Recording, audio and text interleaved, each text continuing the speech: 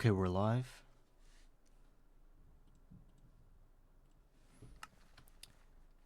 Welcome back, everybody. This is next episode of GTNH Garden of Grind. And last episode we worked on this farm, and we realized a lot of interesting things that need to be done today. First of all, we have to move everything important away from here, somewhere closer to that spot over there. Maybe I'll use that as my base even. I'm gonna think about it. Because apparently there are some spawning mobs there. Some mobs are spawning, and those mobs are very tricky because they teleport everywhere, and they can't allow that. I need everything to be inside this situation here, inside this chimney. And the only way to ensure that this is going to be like that is by placing draconic placed items everywhere around this chunk and the further chunks and the chunks around this one. This chunk, that, and other chunks. That's what I need to do, and I can't do it at the moment. Actually, there's an idea. I don't have to specifically put items... Wait. I don't have to put items, like hundreds of thousands of items. I can just make this chunk like this, even probably without the floor, because I don't need the floor here. And the rest will be void, you know, nothingness. And I will make it void everywhere around it, you know. So that is our today's project. And 2 chunks away from here, there'll be nothing. So the only chunk that the only chunks that are allowed to be here are these ones, you know, this line. And what else do I want to say?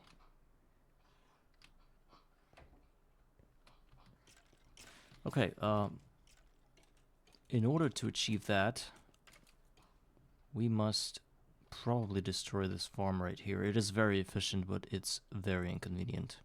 So I have to quickly disassemble that and probably build it somewhere else if I really need that. Well, let me think. Yes, I'm going to disassemble it entirely.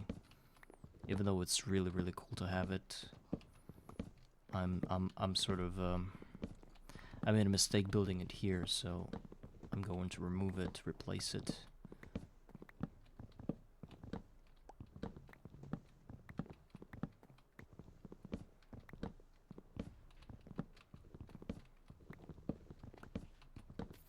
It's easier to replace everything around the farm rather than the farm itself.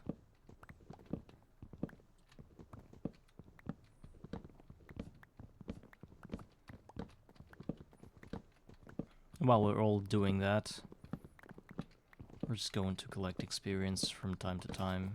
Well, basically making this whole time very effective.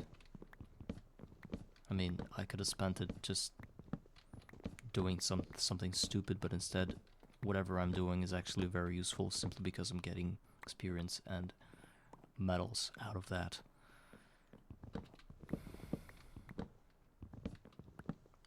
Since it's a waiting game anyway, let's do something.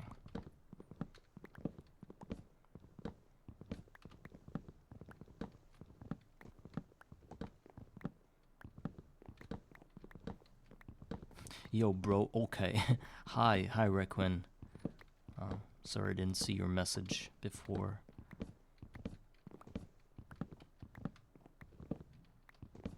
Control Shift Alt plus.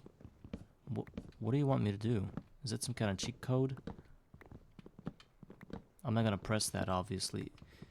you had better chances with Alt F4, you know? Yes.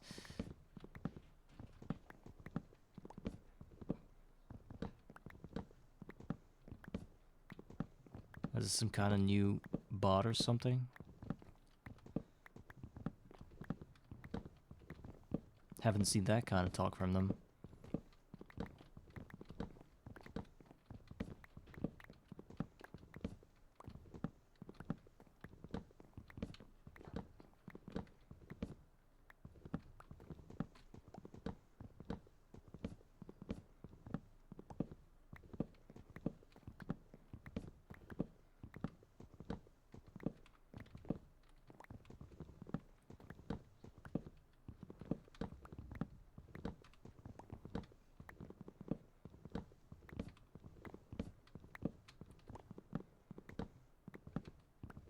That is a very good axe. This probably has some kind of unbreaking. Yeah, unbreaking too.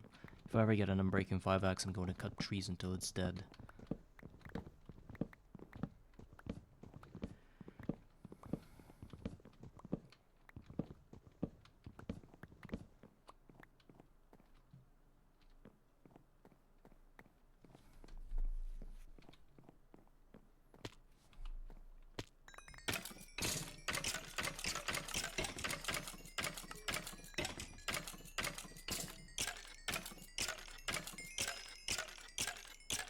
Looks at 17 levels.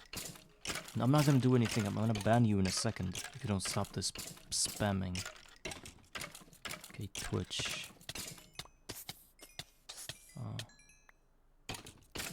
Ban.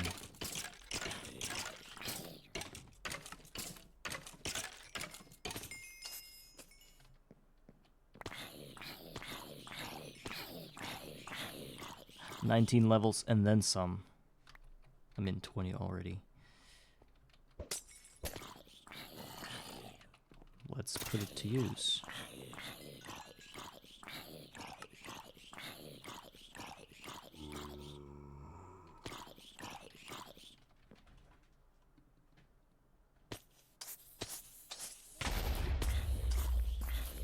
Right now I'm doing the copper dust.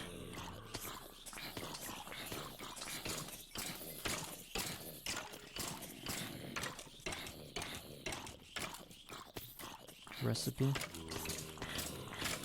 Then I'll be doing the tin recipe. I still need that alloy smelter very badly.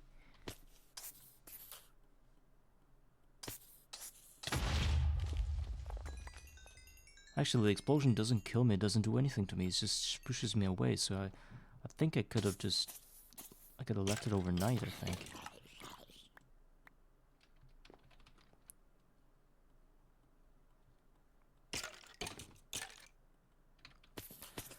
Well, obviously, I'm already.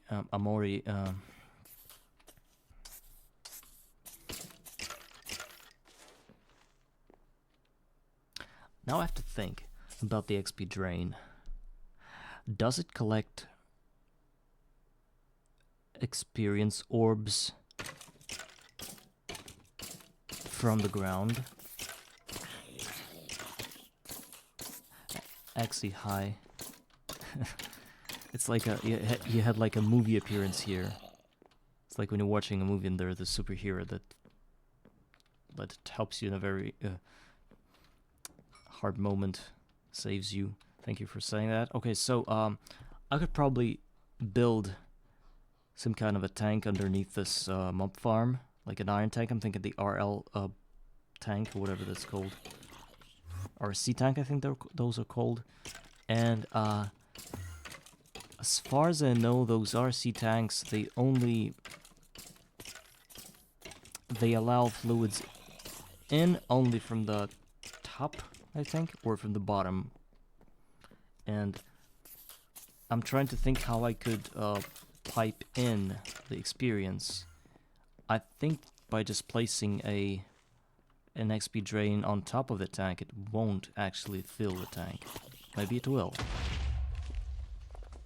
So I need to test that.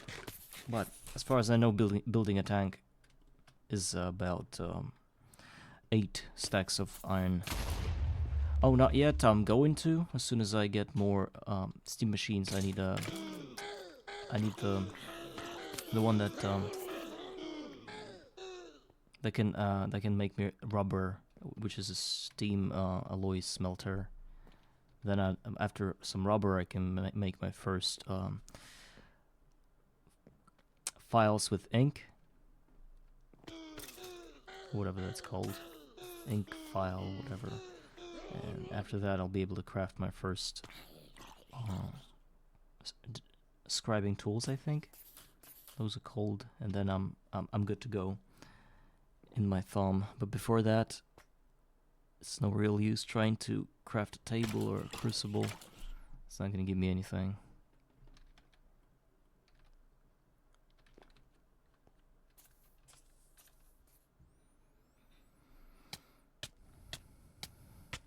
So actually, you, how's your GOG world? As far as I remember, you tried to sort of you wanted to try it and you started it. How's it going? Are you winning yet?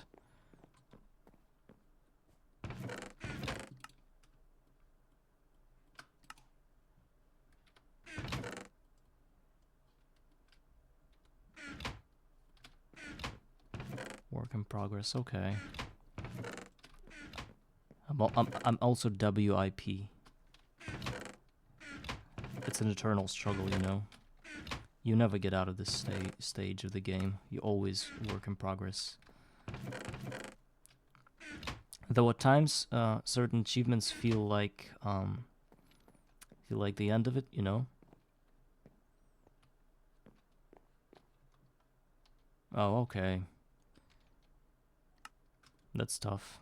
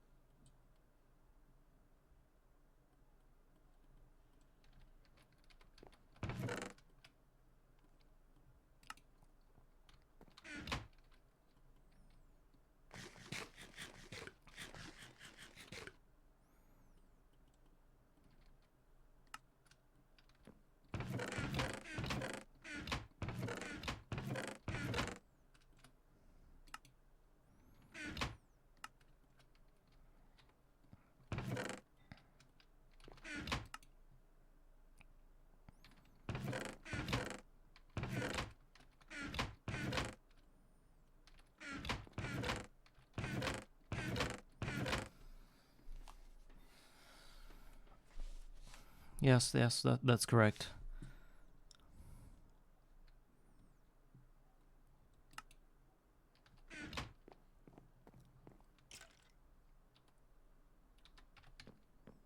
What do you think? Do you think GOG will be broken once 2.8 is released?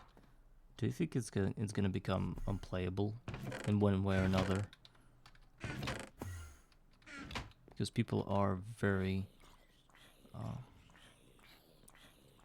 they don't sound hopeful when it comes to Garden of Grind. They think that it's gonna break the GOG once it's out.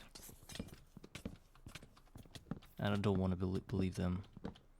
Yeah, I know there are some recipe changes. Like as far as I know, it's gonna get harder to get aluminum, and I'm not even there yet, so might as well just wait.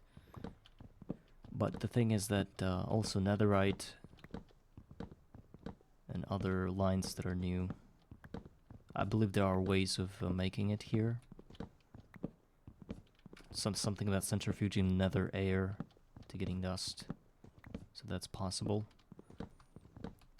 Because I really want to experience 2.8 in here. That's probably one of the reasons I still play the game, to experience the new updates. Some guys are like, have this straight up rule to never play a different version on a challenge run. One of my viewers said that to me, and even though I respect their decisions, it's like I would never do that myself if I had a chance to play a different version, like each time it comes out. Yeah, sure, there'll be meteors or something. I'm just afraid that they say there's something about the zinc or something, recipe changes, and I'm afraid that that might be the one metal I won't be able to get anyhow, and that will definitely become like unobtainable and basically block me from playing further.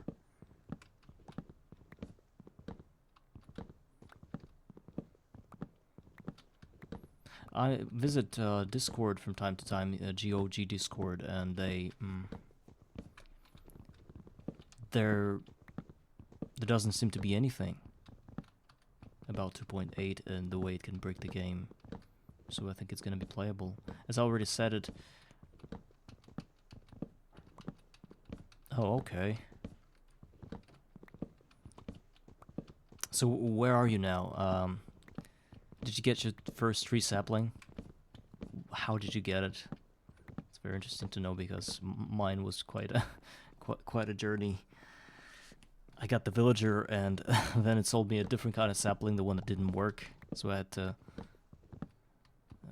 do a bit of work before I could really, hand in the quest for oak wood.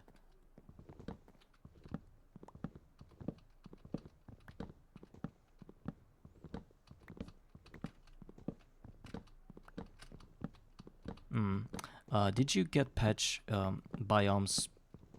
Did you just get them, or did you specifically and purposefully generate many worlds to see which one harbors a patch biome nearby? How'd you go about it? I just had luck, you know. This biome where my farm is actually a patch biome. Just sheer luck. I never pre-generated anything. It just happened to be this way.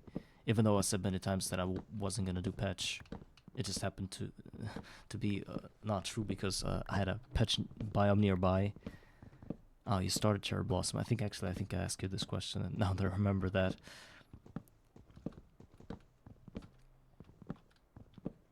How many times did you have to fall to get dirt?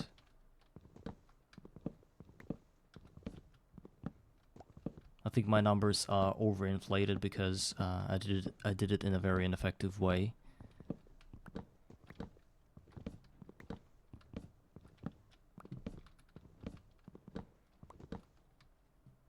Oh, okay.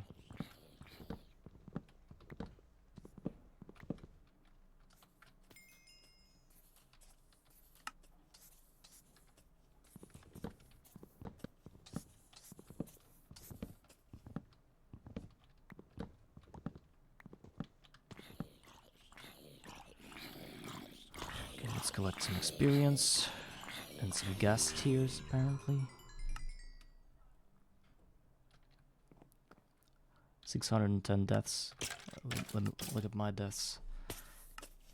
2,220 deaths. And I believe that I think half of it is simply from because I needed to get dirt.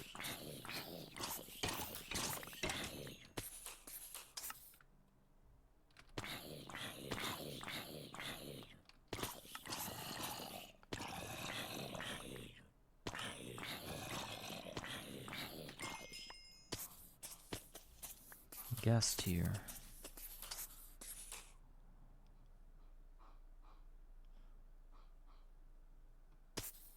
Wonder if there's anything I can do with it now.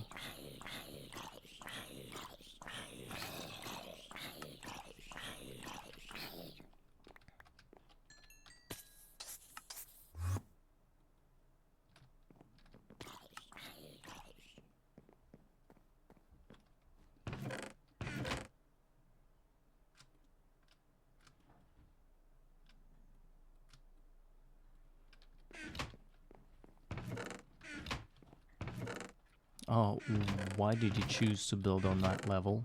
Is there any specific things you're looking out for?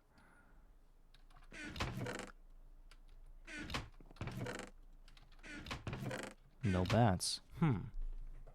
Interesting. Actually, it's very interesting. I didn't even think about it. But yeah, you're gonna have a hard time getting there before your wood, so you probably need to have to cut a few rainwood oaks before you do that.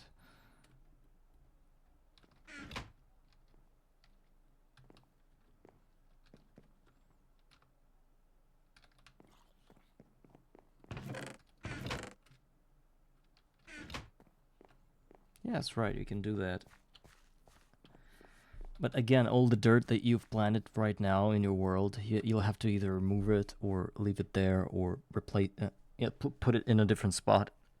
And I know how hard it can be to collect all the dirt you placed underneath your feet, especially if it's Y5 level. You can get below that, but it's really hard to do it because if you want to break like 5 blocks, you need 1 block of dirt to break all the other blocks around you and pick them up.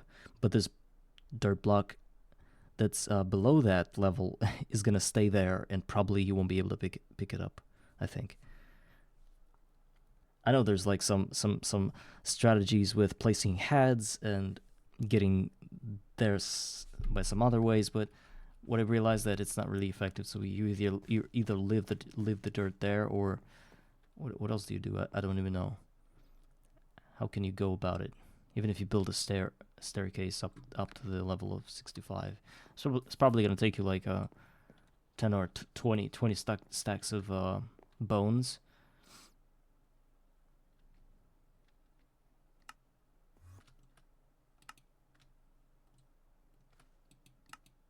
Yeah, it's easier to just forget about them.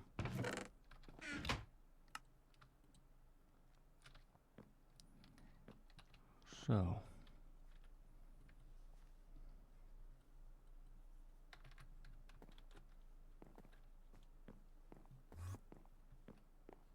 when you get bed, you spawn up anyways. What do you mean?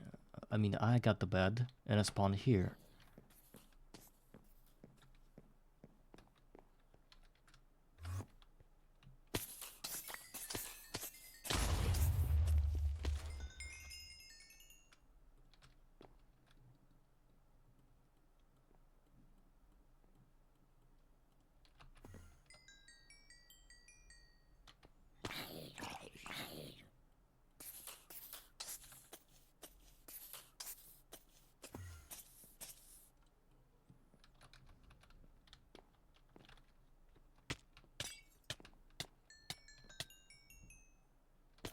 Okay.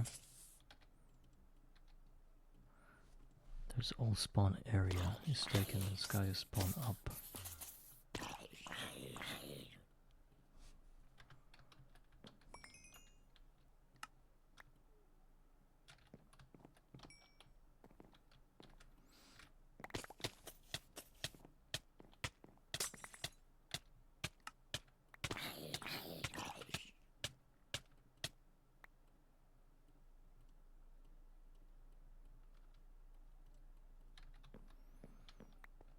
Also, I need a better storage.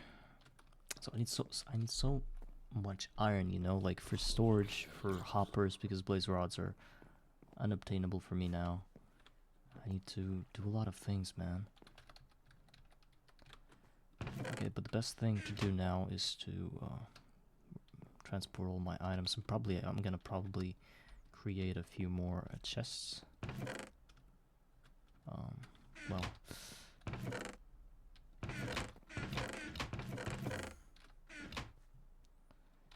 chest. 13 chests in total.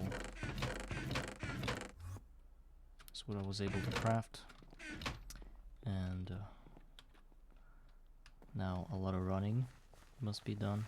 I have a pretty decent spot here that I wanted to use for villagers, but in reality it turned out to be a total disaster. So I'm just gonna use it for my storage. It's pretty far away from where I built my farm, but I think it's safe because everything is lit up and totally safe. Just gonna build some chests here and move all the items that I got to here, plus adding the chests that I have there. There's some singular chests here.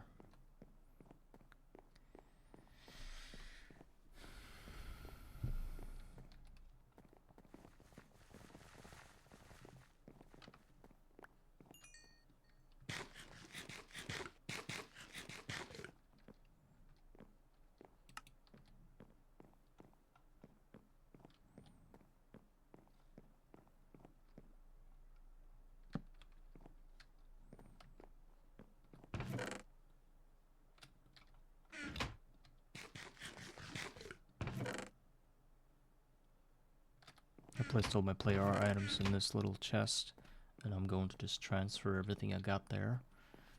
Hope it's gonna be fast.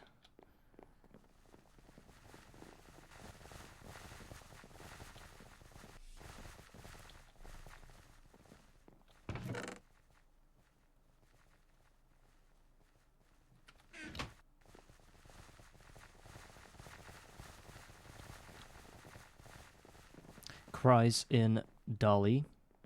I wish I could have him on, but no. We're gonna do it all manually. This is our mistake.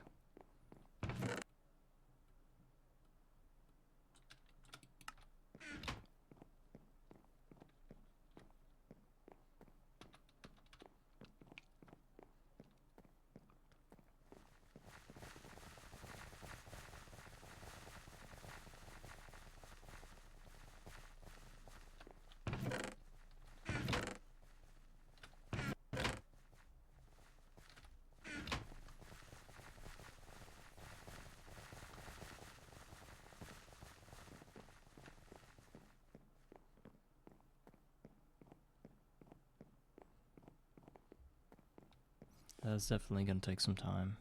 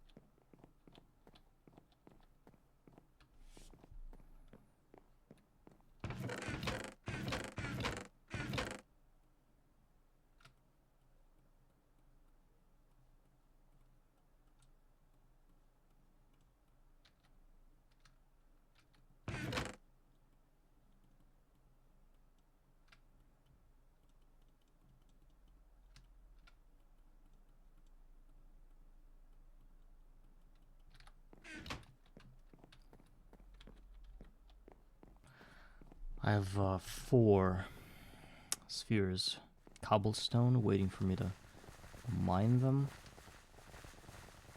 And I don't want to do it. No. But I think I have to get rid of at least this one fully, because it's sort of, it's in the spot that I want to be, that I want, in a spot where I don't want to have any blocks around this farm.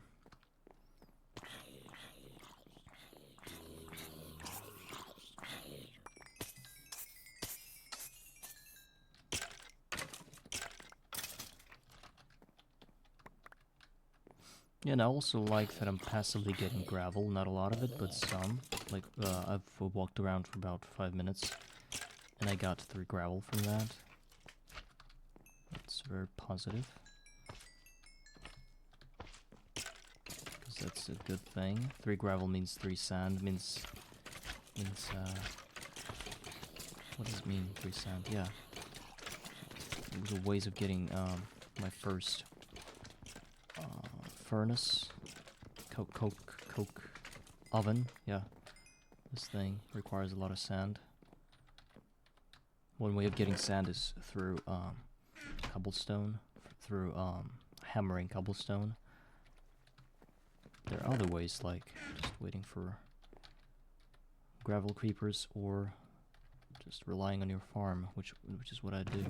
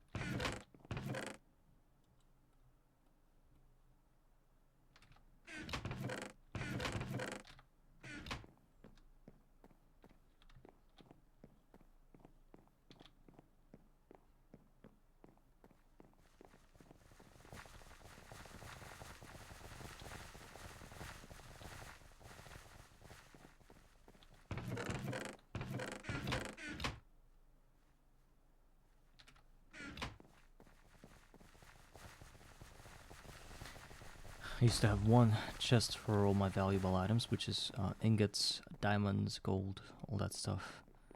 Clusters from Patch. But I think I'm gonna need to use 2 chests now because there's so many things that are valuable in this game, especially in GOG, that you can't get otherwise, even though they're dirt cheap. And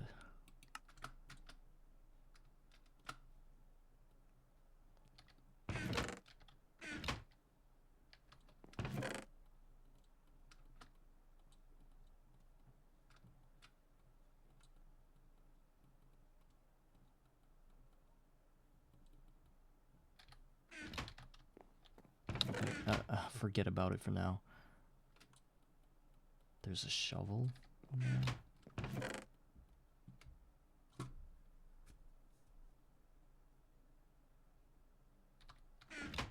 Did I lose my axe again?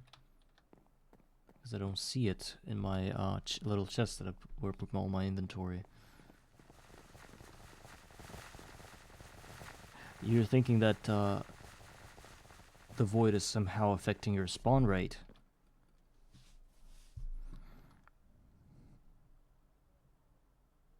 I wonder why nobody told me that. Even the guys that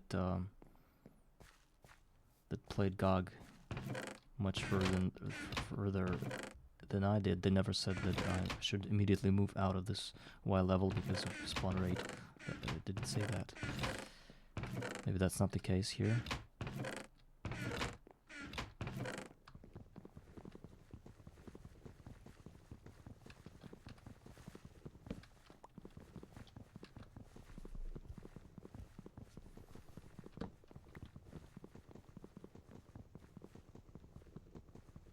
Well, actually, I think I get what you're saying. Is that you mean that the spawning rate is based on the sphere around the player, and since I'm close to the void, that sphere gets cut in half effectively, right?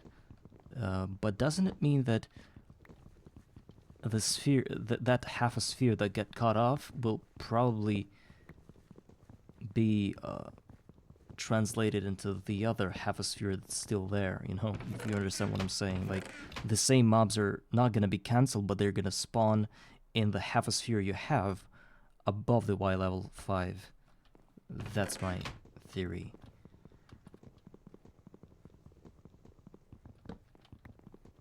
if you're correct, I might as well move up there too, because yeah, that's true. They might do that, but it's only for one by two blocks. I mean, spawn areas. It doesn't affect anything else. But again, if you're talking about a skeleton farm, which I have now, bats do spawn there, and sometimes they do mess things up, but it's not a big deal. There are lots of skeletons, even with the bats. It's not a big deal. So if you're afraid of that, don't be. But I get what you're saying. Yeah, it's a pretty good idea to do it early. Now I'm too far in the run. I can't really think about doing it.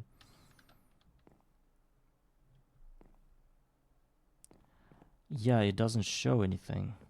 Well, it does. Actually, yeah, it does. You just have to be close to it. My journey map showed all the mobs. The ones that are with icons and the ones that are without. Showed everything.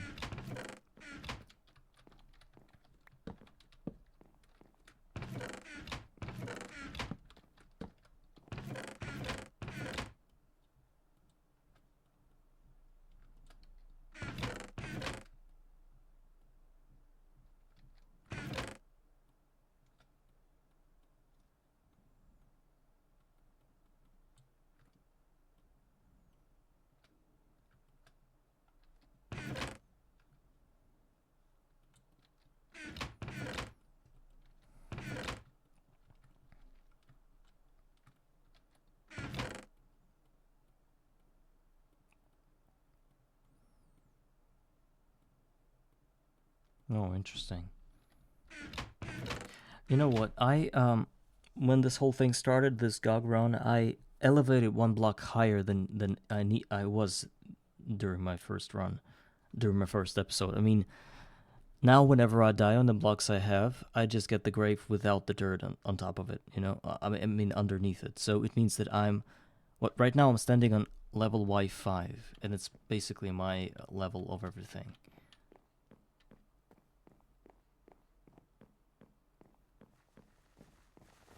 I mean, but I'm just saying that I didn't have any problems with mobs showing in my cages, you know. You say traps.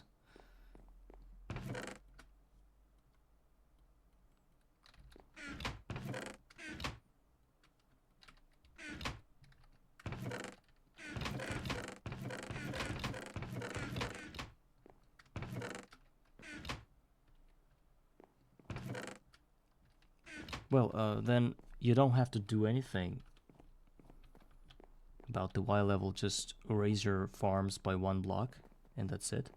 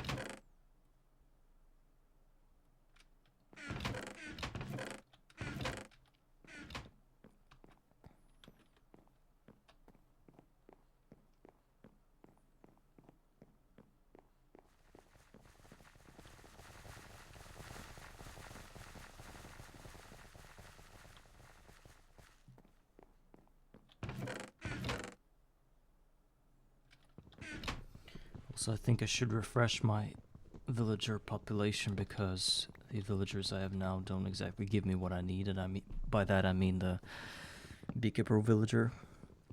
I reached the cap. Nothing good came out of it, just a few villagers that sell me iron ingots that are good, and others I would just forget about, honestly.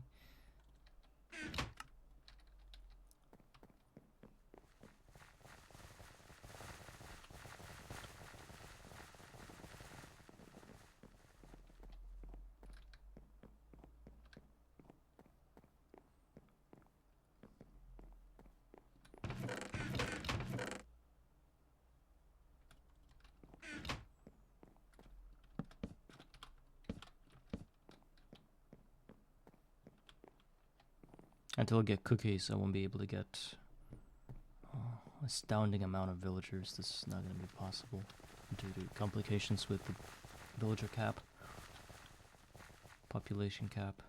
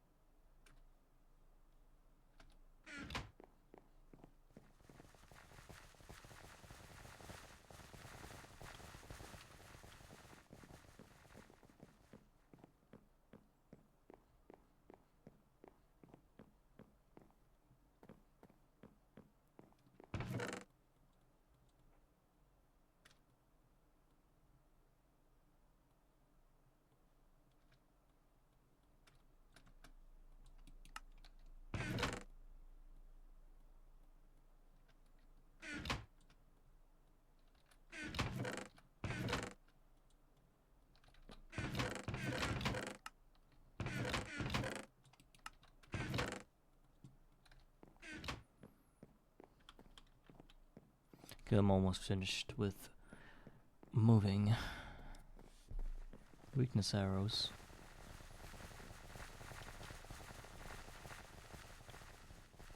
You're lucky you didn't get a skeleton that kills you with one hit. Oh, we probably will be lucky if you get one, because those are thumb skeletons and you really need them. Those can drop gold coins, which you can trade with Patch. It's probably the only items that are very good for trading with Patch early on. Those are gold coins. So you do need a skeleton farm, and I have to warn you that it gets really exhausting to kill those skeletons over hours and hours upon hours. You know, it can be really hard. The only thing that saved me while I was killing those skellies was probably the fact that I talked to the audience the whole time. So, and you're playing off stream, that might be a tough thing to go through, because you're gonna need to kill hundreds of those, if not thousands, and that's just not good.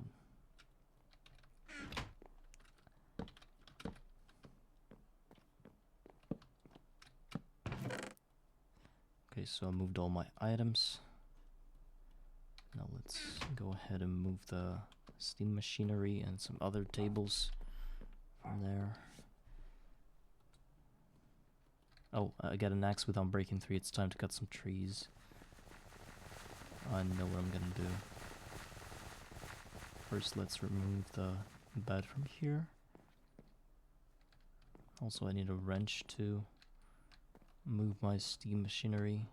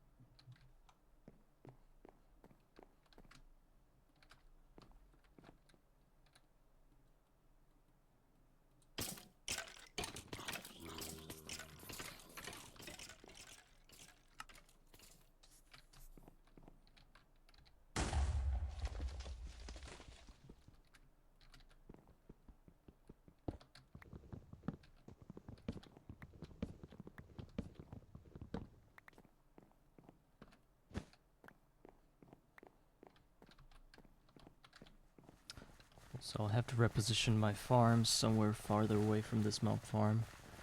I mean the crop farms. And probably rebuild the whole thing because it sucks ass, literally. It's so bad. I'm better at building than what it is. It's just I'm working in a very I would say in such a way that it's like an emergency level building, you know. It's not the thing I'm usually doing. I'm here surviving by the bare minimum. I don't even want to think about architecture or anything. Even though I think a good GTNH player is always distinctive from others by the fact that he can build good. If you can't build good, then you get nothing to do here in this game. That's my understanding of it. By good, I mean efficient or something to that. Something to that, because efficiency means everything in this game, basically. I mean, I used three different layouts before I realized what I need to be efficient in GOG. I mean, in GTNH. But now I'm good. I think now I know what to do. This is that I didn't have a lot of time to be through with it, you know?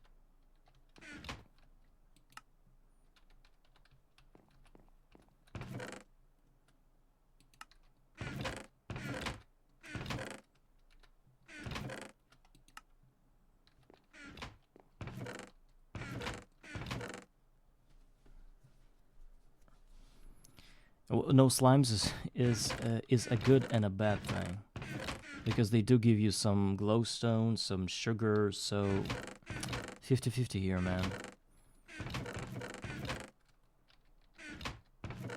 Well, you can always go back to level Y1, I mean Y5 to get the slimes, but again, you'll have to wait for them to spawn there. But while you're playing on a Y level 5 all the time, you don't have to wait for anything, they just happen to spawn. And you can just go and kill them while they're there, so you don't wait for anything. So I'm still sort of a proponent of this level of height. You see, you can look at my run and see how much of a hassle was to deal with bats. I mean, it wasn't that hard. Yes, it was. It is still irritating, but not so much.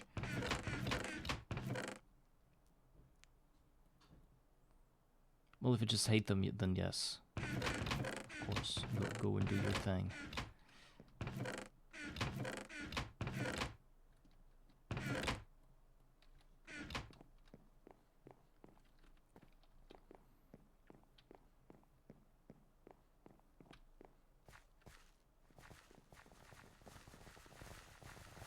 And some of those slimes can be really dangerous. One slime just destroyed half my base.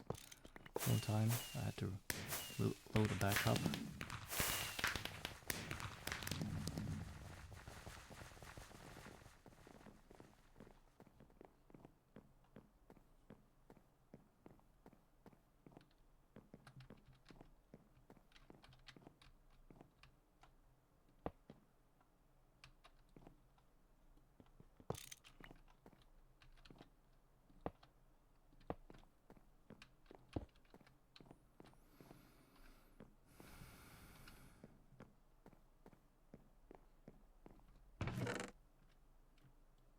I wanted to go cut some trees.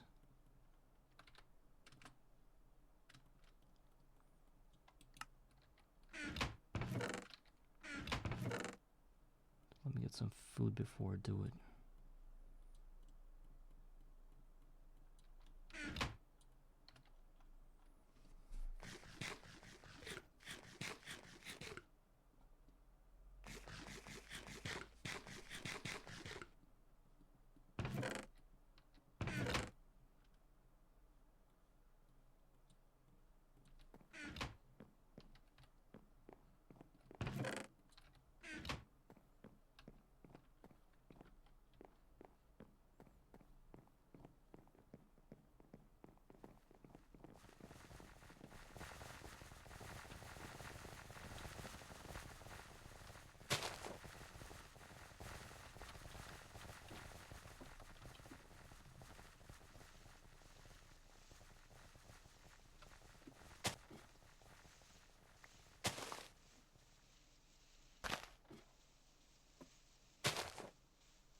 Will Unbreaking 3 axe be enough for one reinforced oak tree?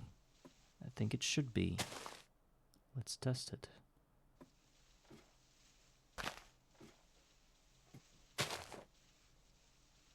I probably should have brought my usual flint axe.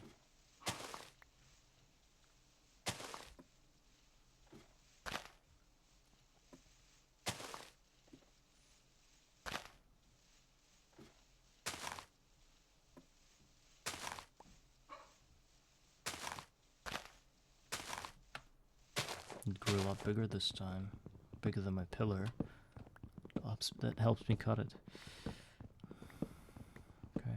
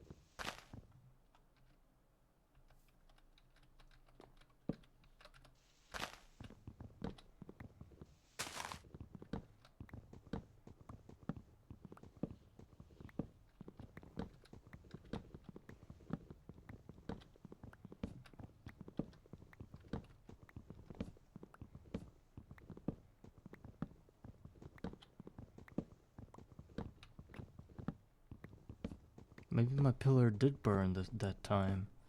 I was able to stop the fire before it spread it. But the thing is, probably it burned. Because I'm still kind of trying to cut this tree by going upwards instead of downwards, which is usually not what I do. Because this time the pillar height wasn't enough.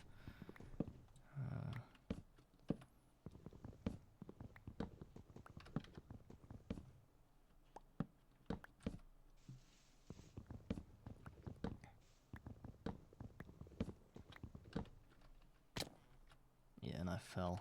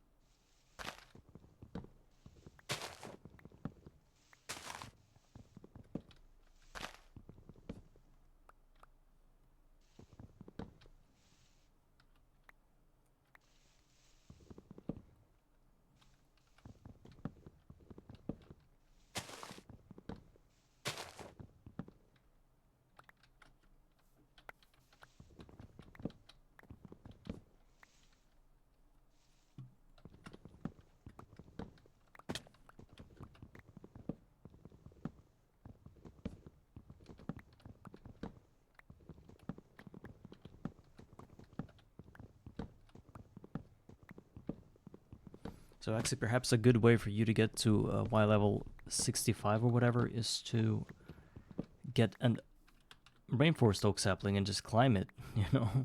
Because it's so tall. Now I'm at level Y 100 and it's not even the tallest spot of this tree because I cut some of it already. So it's about 110 if you get lucky with the tree.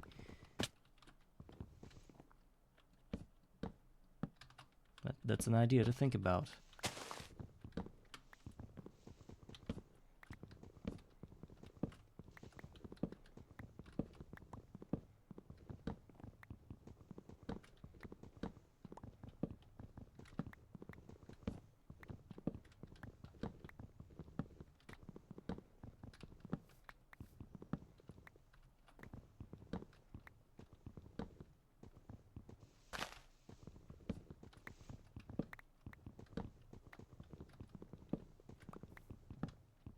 Okay.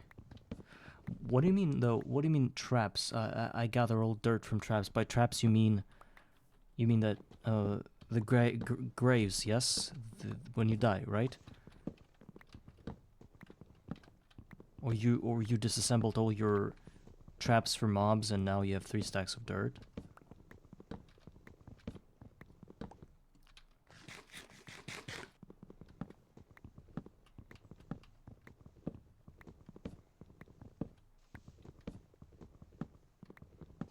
Oh, okay, okay, got it. Okay. Well, essentially there are traps.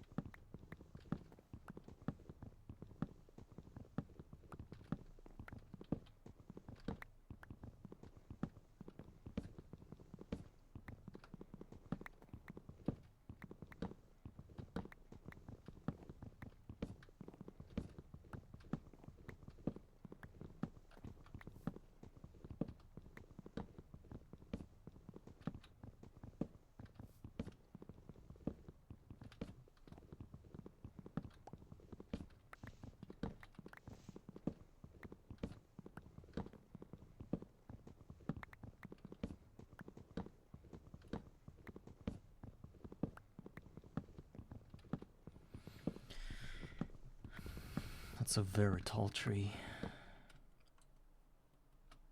I thought they were all the same size.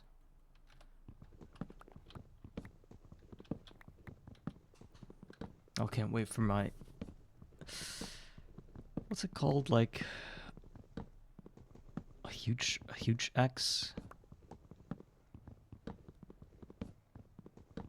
The one that fells a tree from in one go without needing to climb it. I would call it anti-climatic to do that. So we really need that cool axe that does it. And from the tool station, tool forge, but that's a long way from here. I don't even have the power to dream about it at this point.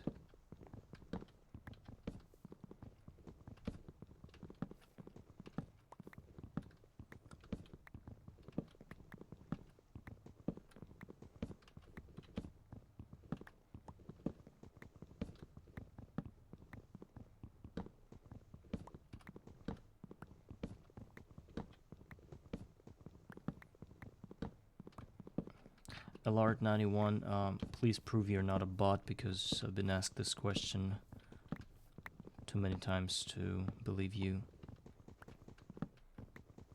Okay, you're a bot. I'm going to ban you if you don't stop doing this. So you are a person plus a scammer, right? Sometimes real human beings can do that thing to lure you into a conversation of them offering services for me. Oh, okay. Yes, I stream mostly daily, though I tend to slack off during weekends. My stream is going really well, thank you for asking. I'm doing my usual thing here.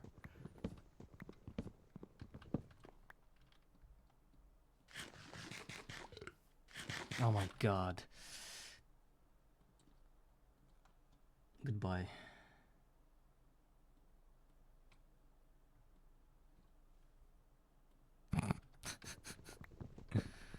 No, I'm not a bot. No, I'm not a scammer. Actually, I'm a graphic designer. Oh my god.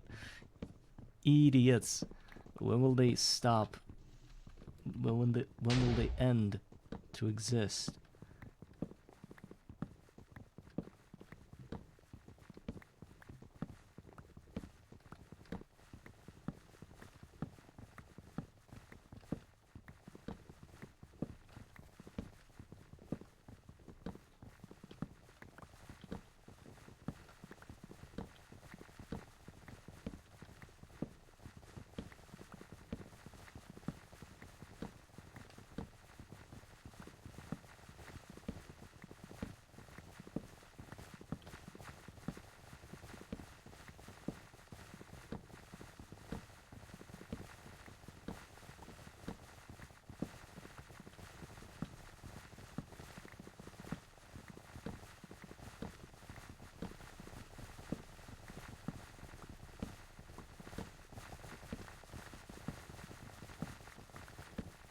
So let's do a rundown. I cut one tree and got 1, 2, 3, 4, 5, 6, 7, 8. What, 8? Almost 9 stacks of wood from it. I consider that a success, but it was a long journey. Hopefully I won't need to cut any more trees, at least in the next few episodes, because that's a lot of trees.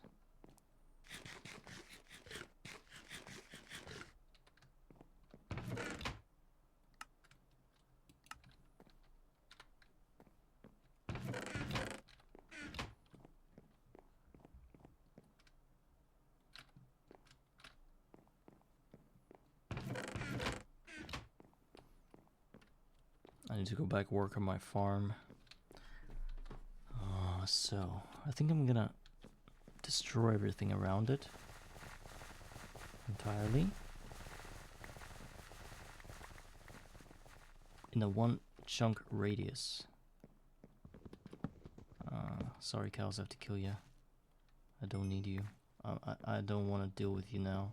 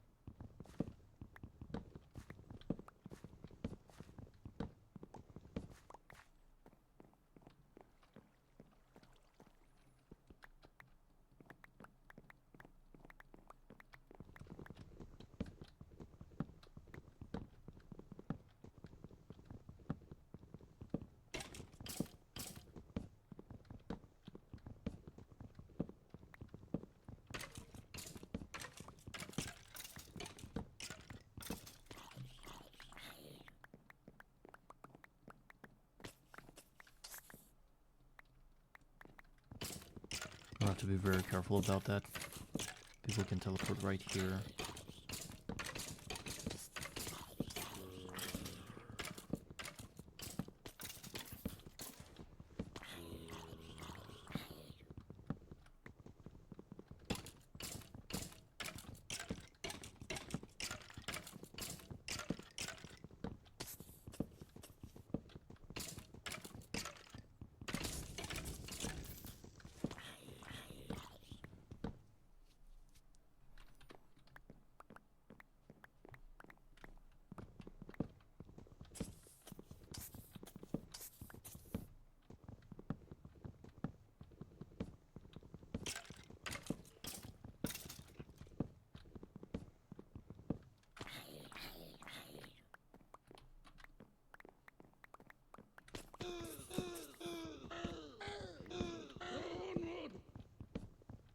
The patch's death sound are so stupid, like oh, what the hell is that?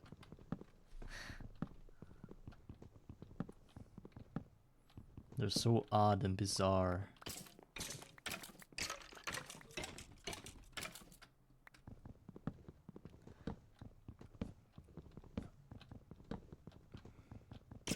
I wonder if the Thumb developer of the Thumbcraft mod did those sounds himself, like just recorded himself. Or is it just some kind of stock sound changed into oblivion so that nobody knows what that is, nobody recognizes it?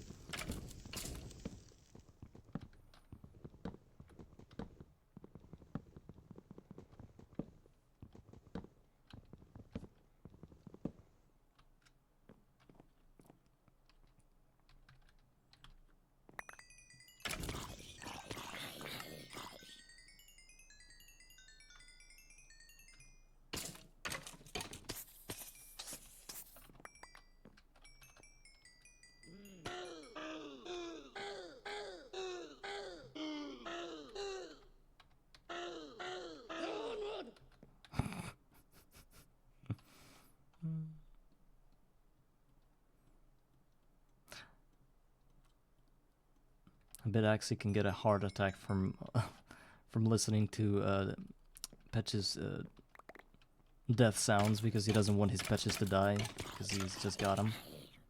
All of them, every type of them as far as I understand. He's gonna be very unlucky if he loses all of it.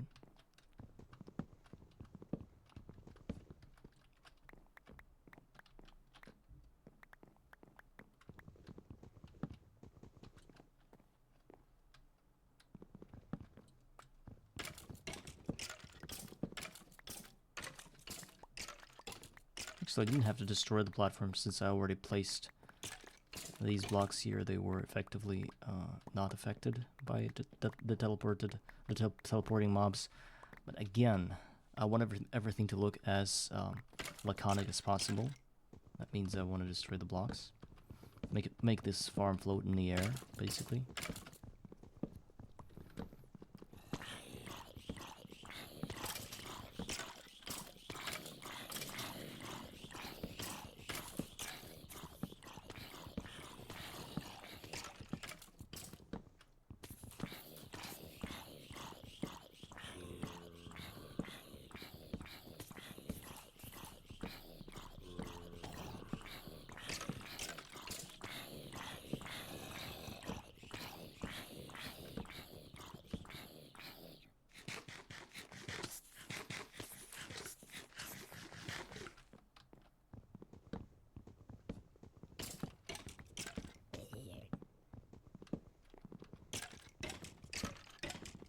I think I know a better way to destroy the blocks. Since they're wooden, I can just light them up with flint and steel, and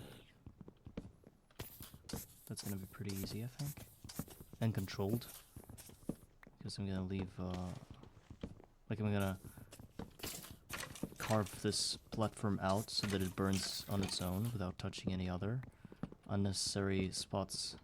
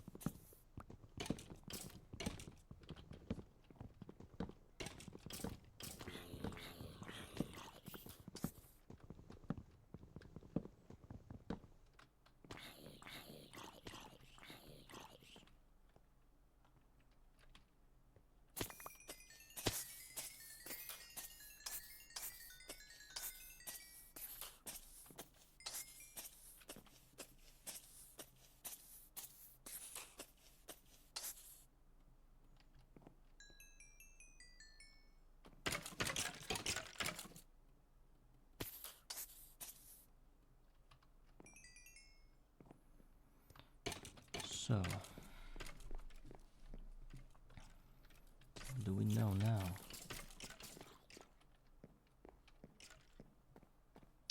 Let's get rid of the farm.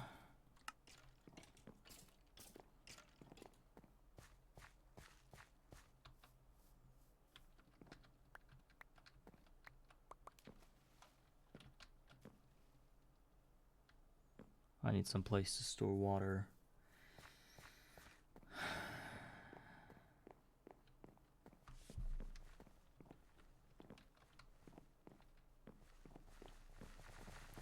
Maybe I don't need that place. Maybe I can just destroy it. I think water is sort of like infinite here.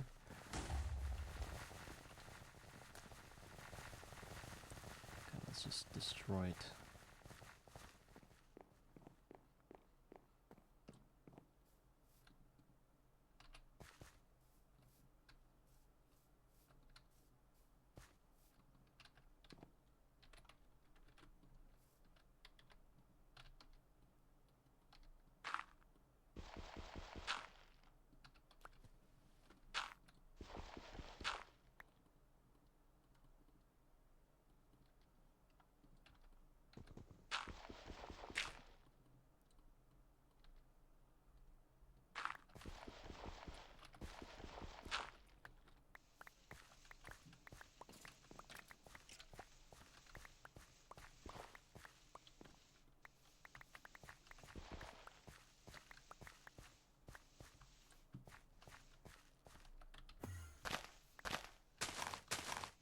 Count is so high. Nice to see you, man.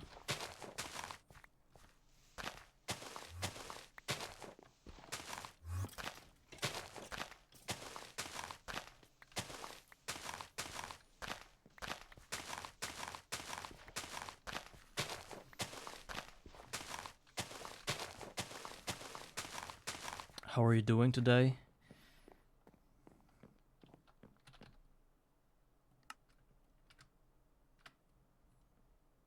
Yeah, well, usually I stream daily. I just can't make it over the weekend. So other than that, I think I'm here every day, somewhere about the same time, I think. Today, actually, I wanted to just chill a bit today without streaming, but I was like sitting and thinking, like, yeah, I gotta do it. The progress is not gonna do itself, you know. So we're back at it, and actually we're regressing because I'm destroying everything I've built. Yeah, I hate when holidays are over. It's like every holiday is like a little life that you get, and then when it's work time, you basically die. Like a zombie, you know?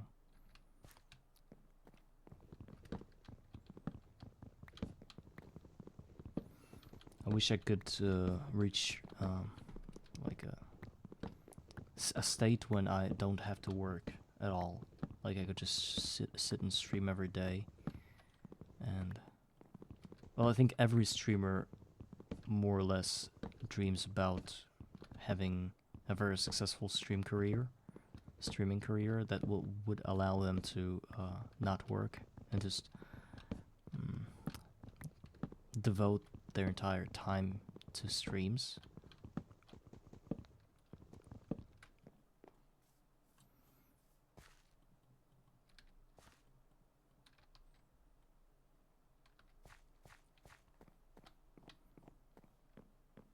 That's why I turned on those ads once I got to affiliate on Twitch.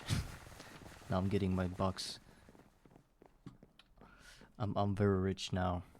You can't even imagine how much money I got from streaming. Yeah.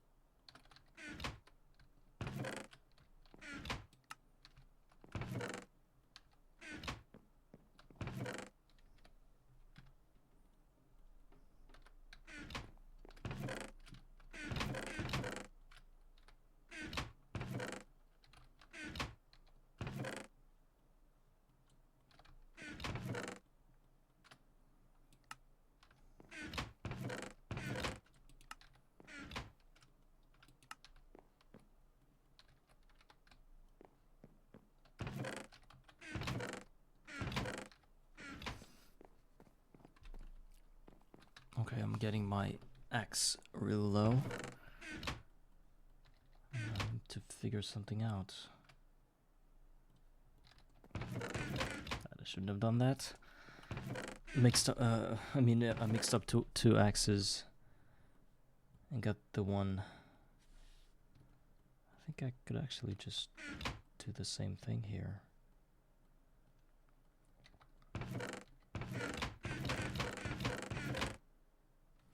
Flint hatchet. I got a lot of flint now. I can almost 2 stacks of it. So let's just grab the tool station, repair the thing, and just forget about it. And forget about the pickaxe as well.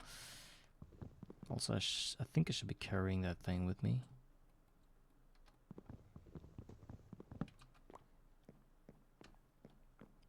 Okay, let's sleep and go back to destroying the fertile lands we had.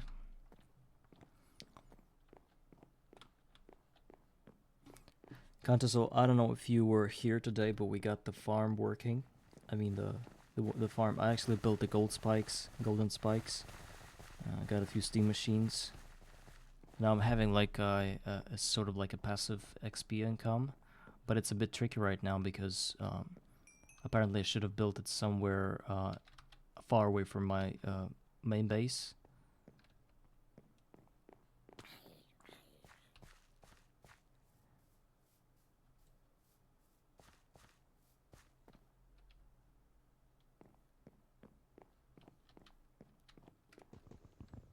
Okay, I'm glad that you also played GOG.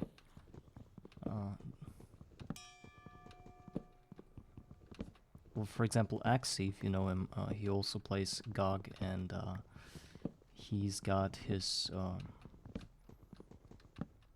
he's got this idea to move his base to like a higher level than mine. Like he wants to build his base at Y65. And I didn't even think about it, but it's actually a very smart idea because this way you're getting rid of all the bats that spawn in your 1x2 cells, which some people call traps. It's where you're like other mobs other than skeleton mobs spawn. So I'm too far gone into embodying this all into reality myself. But if you're too early in your run, you can try to do that as well. I think it's a decent idea. You get rid of all the slimes and all the bats, basically.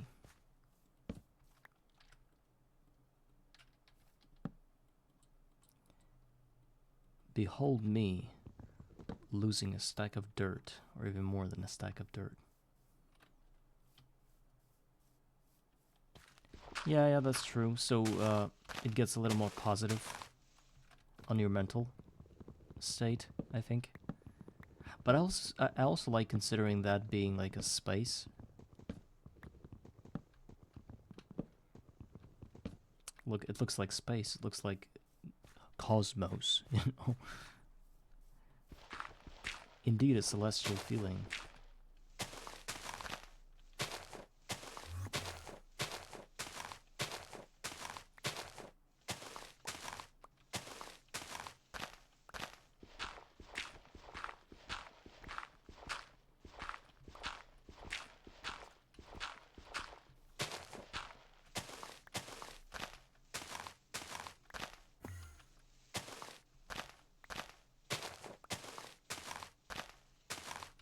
Do you know the guy Threefold, or the Threefold, I think his nickname is?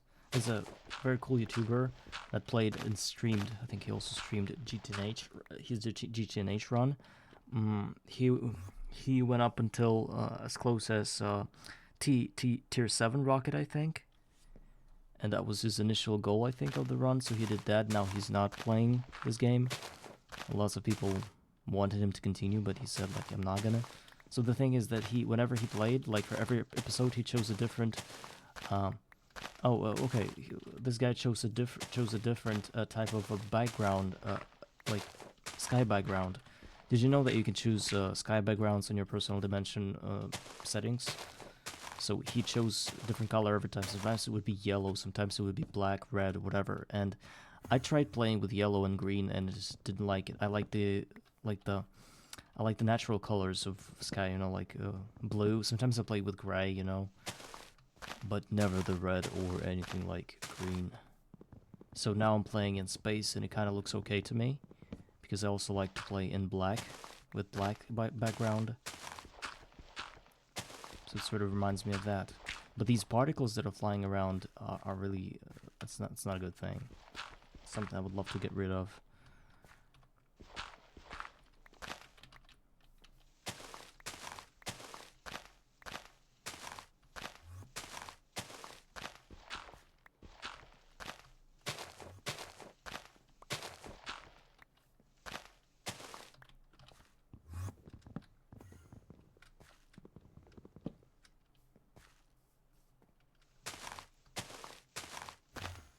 Especially considering the fact that the game mode is called Skyblock.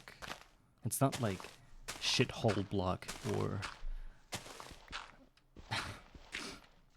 some other interesting names I can probably come up with, but I'm not gonna. Yeah, it's natural, it's cool. I mean, I also had an idea of turning my sky into a different color every time I reached other tiers. Some other tiers, for example, universally, I think it's understood that UHV color, it's one of the latest tier of the game, is like crimson-ish red, I think. Well, it's on a darker side of red. And you could try to set up your sky to be this color, and when you're next year, for example, you EV, which is I think it's like purple, pink, something. Yeah, you can see that in a description of electricity. So you can put your sky to make your sky become purple, and that's how you know the mood of your tier, sort of. So if you're really tired of this pink color, then it's a good way to progress into a different tier. And the max tier would be just before the Stargate is when basically your sky finally becomes like white and nothing else, and you're in the you're like on the apex of things. Well, finally getting the white sky in the game.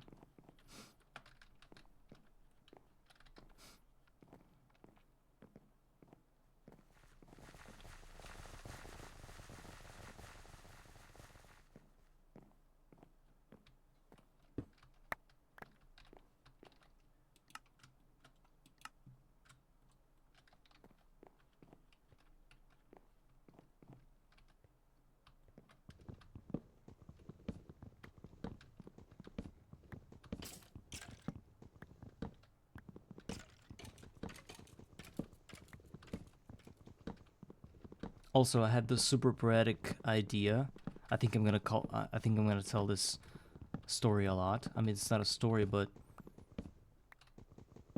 yeah. So I have this poetic idea of the skyblock or of any run I wanted to do ever, is to start with nothing, gradually spread out, sort of build out into this whole world of machines and different magic things and whatever. Like basically get everything out of nothing, and then when the run is ended and I get my Stargate, I can probably just shrink it all back into one little chest or something, or I don't know,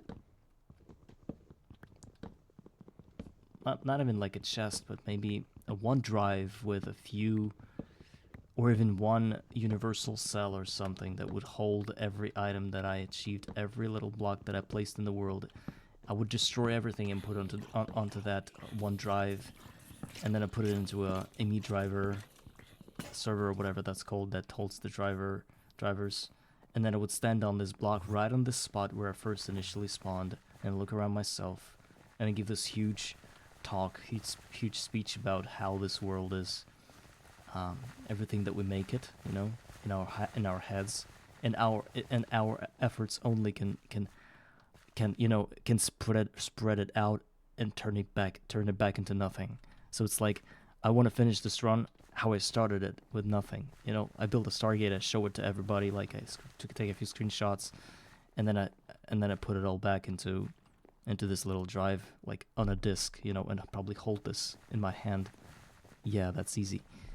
And then after that, I throw the disk into the void, and the run ends with what's it called? Okay, precarious. That's like it's also content, but it's a different kind of content. You know, it's what we love to do, but it's not that as poetic. It has its appeal to it. That's he says that's easy. Oh my god.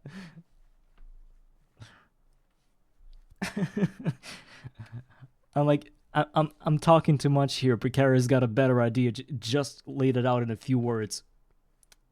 What's that? Nukes. That's it. One word. It's done.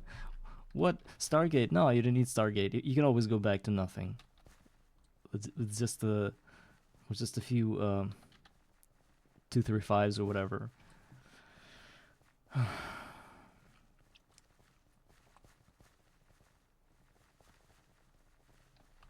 Oh, I don't understand these draconic things. I know there are a bunch of recipes in a Avaricia crafting table, but I don't know what they do. I sort of only crafted those items when I needed something to build something in GregTech. Oh, basically the word deletion, right? Basically a server wipe.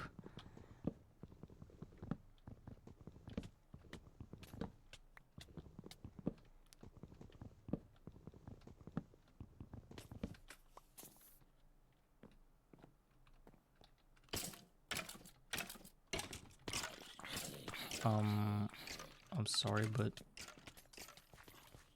where are my 3 buckets? I lost my bucket somewhere. Only got 1. It's interesting. Well, of course, in a real situation, in the real world, I would probably... Yeah, I lost my buckets. I have to cheat them back in. I don't know where they are. They were in my inventory. I died once, but I picked them up. They just bugged out or something. I had like 4 buckets. Now I have 1. Oh, maybe they're in a tool station, but they can't be there. No. It's strange.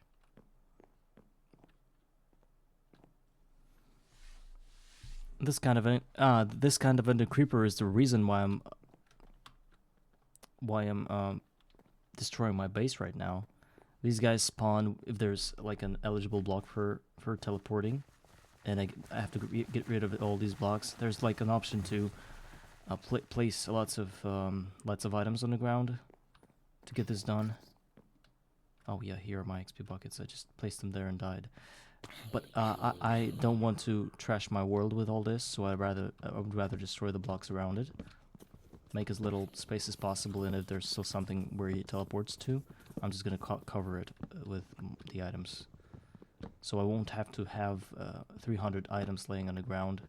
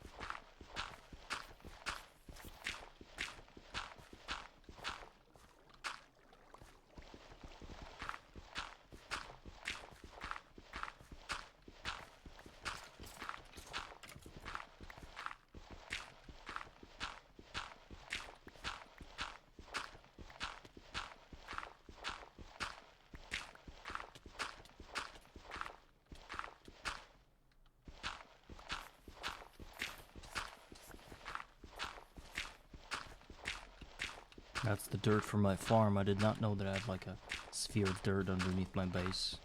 I'm just collecting all this. It's a lot of dirt.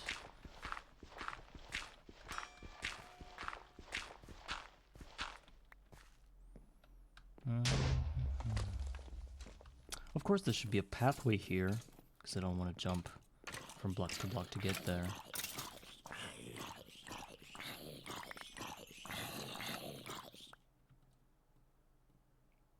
For gravel again, really good. Gravel is probably the most positive thing I'm getting from this farm now, because I need a lot of it.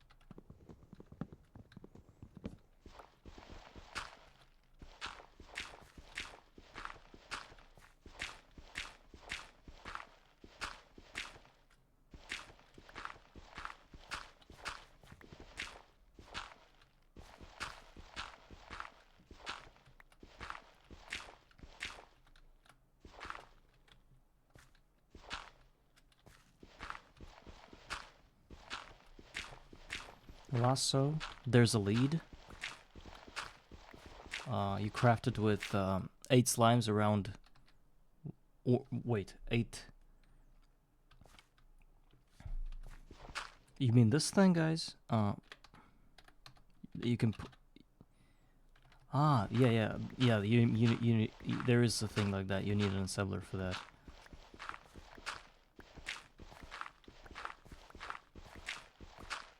And the thing that I mentioned can just carry mobs around. It's not even putting them in an item. You just have to lead them. But yeah, there's a lasso thing.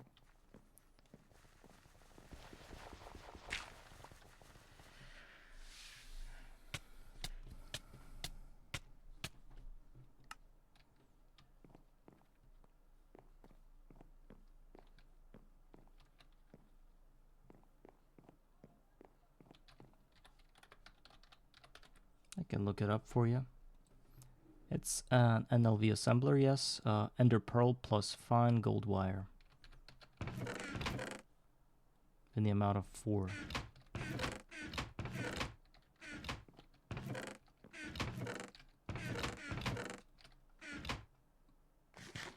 Larvae, hi. I was wondering when you were gonna show up.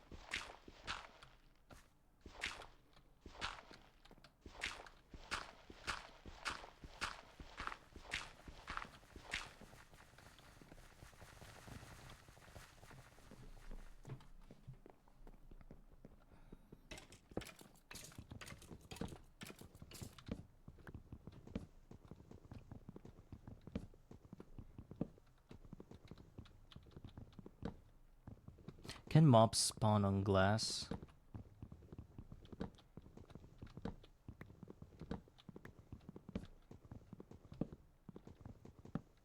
I think they can't. So if I'm getting to glass anytime soon, I'll be able to make this whole spot walkable by just building glass, and I won't have to endanger any other spots around the mob farm, so that no teleporting dudes would be teleporting.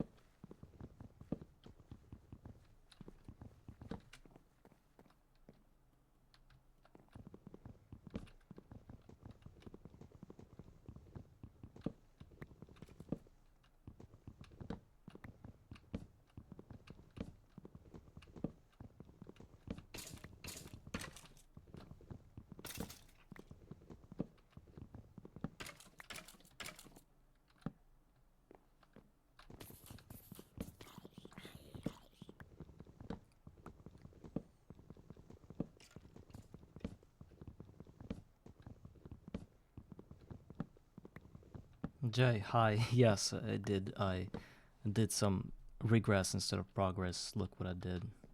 I had to destroy many blocks in order to teleport proof the entire area around the mob farm, because you remember the ender creepers, they just had fun yesterday blowing up my base. Even now already have less of them appearing here, but still I have this huge cobblestone blob I need to take care of, and for that I need all the pros I can get now to answer me the question, what is the most efficient way of dealing with a cobblestone sphere? I mean, yes, you can probably mine all the blocks. It's possible, even with the appearing rats or whatever. Silverfish, I think they're called. It's not the biggest problem. The biggest problem is the water sources that are everywhere. I think you can also deal with them once they're all exposed, and then you just get built underneath them and just build pillars of dirt or whatever to block them. But it's kind of not intuitive, you know.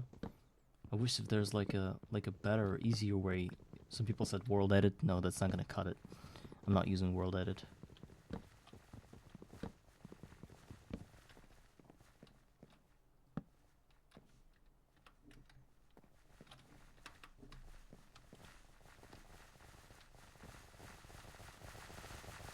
Matter manipulator.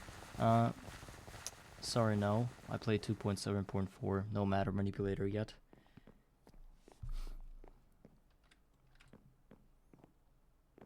And I need to get all the cobblestone from this as well, because it's very important. Obviously. I don't want to just delete it, you know, cheat it out of here. No, that's not gonna work.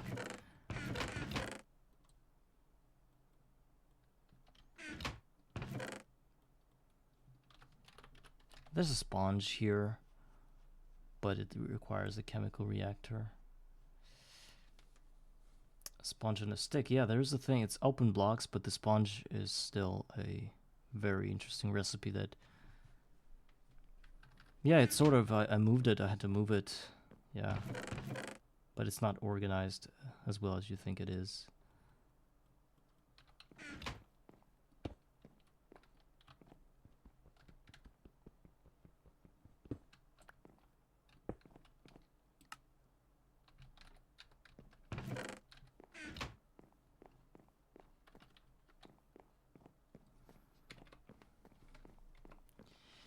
So I think we're gonna go and try to deal with this cobblestone issue here.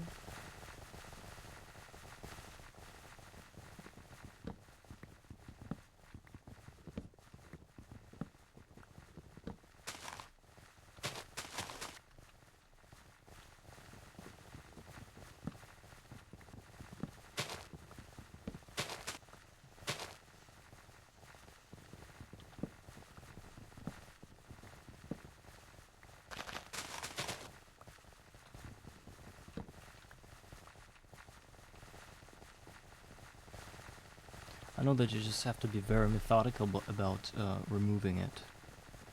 Because usually when I begin removing it, it's like these silverfish appear and it all becomes so chaotic that it turns into this kind of mess, like I'm showing you now. Oh, and that's gonna fill the entire. Oh, it's too. You know how impossible that is. I would do it if I was like. But I don't even have a place to spawn a dirt creeper now because I destroyed all my previous farms. They were in the wrong spot, so I had to get rid of them.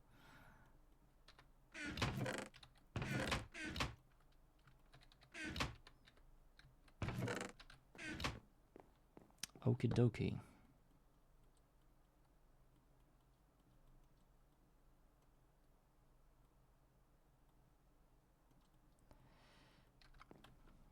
So we sleep, we grab a bunch of dirt, we go out on a journey to... I mean, it would have been a lot easier if I could have lighting underwater so I could see every block I need to fill with dirt. It'd be no problem for me. It's a no-brainer. But again, there's no underwater torch, right? Guys, let's think here for a second. It's a very interesting question. At my stage of the game, what item can I use to somehow grant me underwater vision? Apart from breaking the ceiling, obviously. The thing that's under my that you can place in a like this way, it lights up the area around me, but it doesn't do so when I'm underwater, which is a not a good thing. And I need something that would work. Okay, Google. Oh, I don't want to Google that.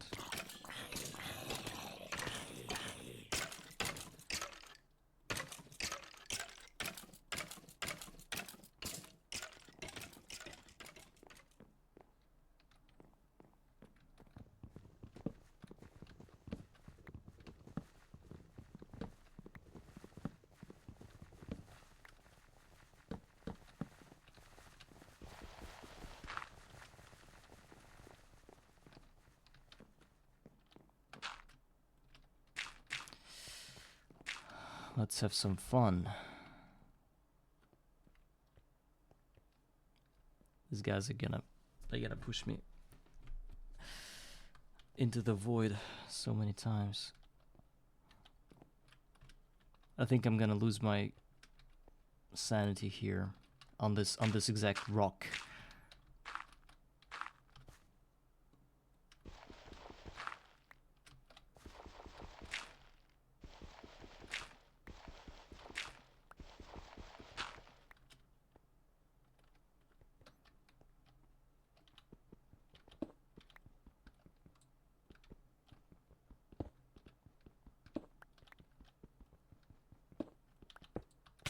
Already got one. So the idea is that I don't kill them. What do I do then? I think 50% of blocks is the fake ones. That's too many.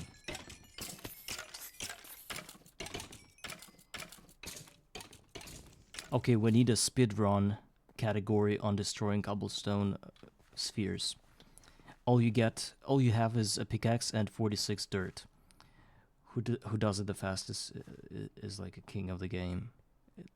Other things don't matter. Like what? Like Stargate? Are you kidding? It's the easiest thing ever.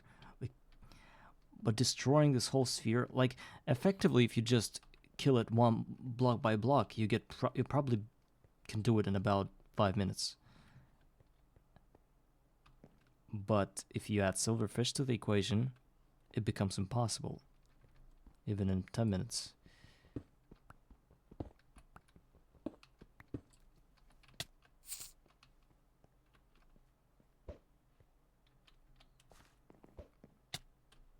Did you see that? He hooked me in with a fishing rod.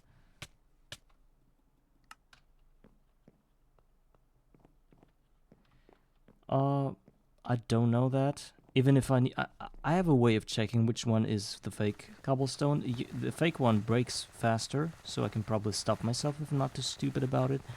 But it's not everything. There's still, like, you understand that this block is the one you don't want to break, but you will have to break it anyway, sometime soon enough.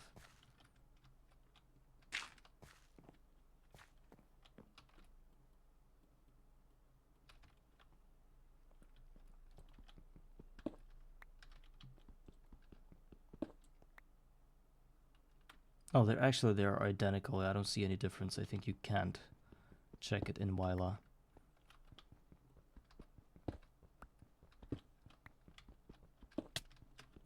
I didn't even know this one had it.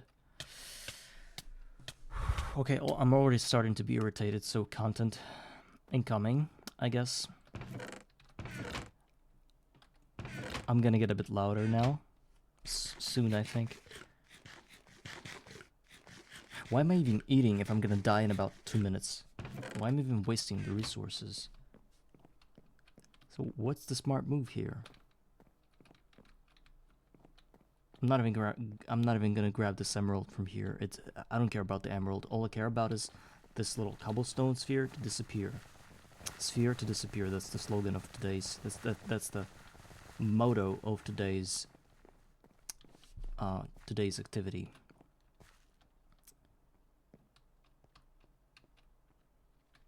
Do you know what else is fun? Is me dying on this exact cobblestone sphere and having my grave somewhere underwater. Where is it now? I don't see anything.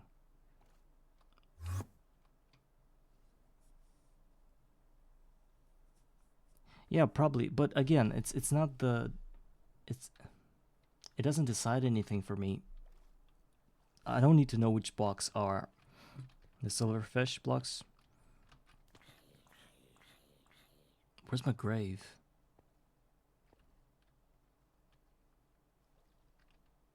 I think I found it. But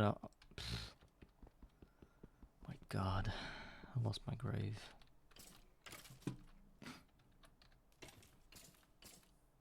I need to break a few blocks to see the area better.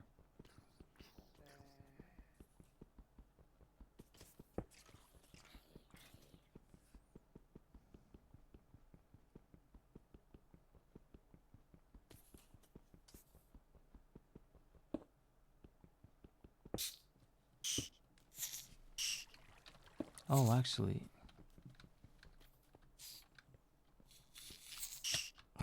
Jay, I could use lava, but if I had lava, I wouldn't be doing that at all. I would be already building my Stargate if I had lava. Because lava is really pretty much unobtainable unless you get a beekeeper villager or something else. That's out of the question.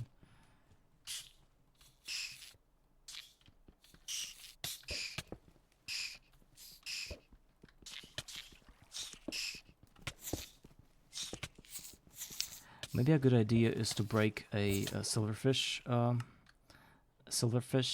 cobblestone and then fight them being naked and hit them as many times as possible so that they can spawn as many of their dudes, and then you die and you don't lose anything, and you don't lose any kind of sanity doing that, because I'm always getting nervous whenever I die. For example, now I died this one time before, and for some reason I don't see my grave anywhere, and I think it's underwater right there, but I don't know how to get it now. It might work, but I would rather spend my gravel on something else. I know I can retrieve it after all this thing ends, but yes, once and forever. Yeah, that's right.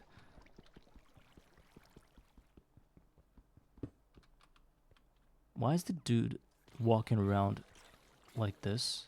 Where did he teleport to? Like, I mean, those spots were completely blocked from teleportation, and he still was walking on them.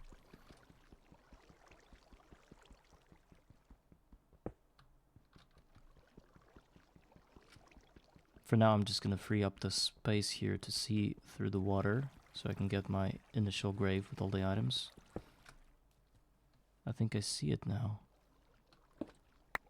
But I'm afraid I'm going to lose a few of the items. Let's see. Let's check that I have everything, because some of that might have been scattered. Okay, I got an axe.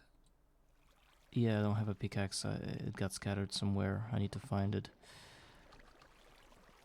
The only item that would allow me to do it more effectively, of course, it's a pickaxe, and I lost it there.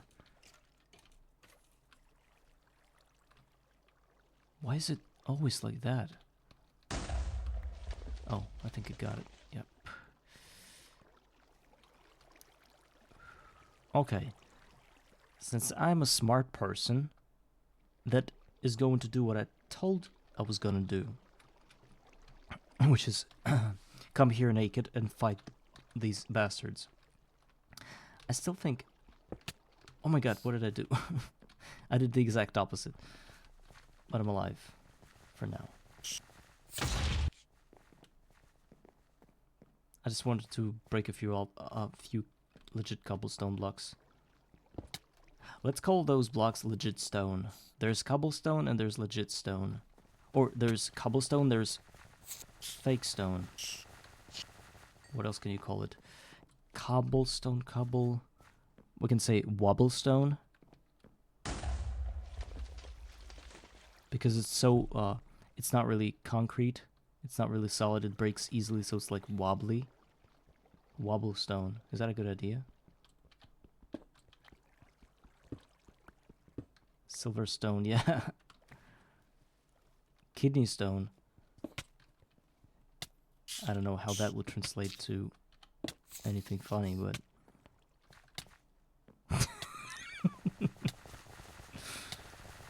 Well, the amount of pain it gives me, it might as well be a kidney stone. Oh my god. I don't want to laugh about it in case somebody experienced it in their lives, but I know that's really painful. But it's a universal thing that happens to a lot of people, so I might as well have a laugh at it. Gravelstone. A gravestone. Cobblestone. I'm trying to find a word that rhymes, sort of.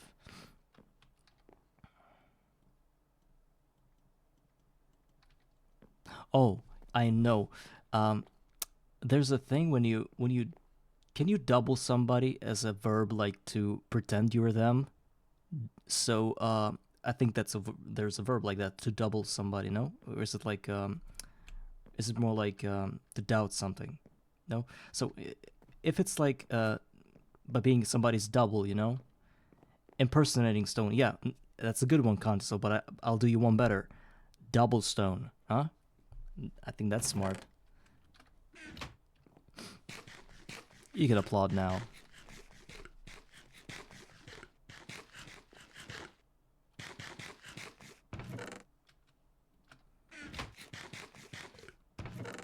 You can also call it a bubble stone, since it creates a bubble of water around. Yeah, and there are a bunch of ways of calling it.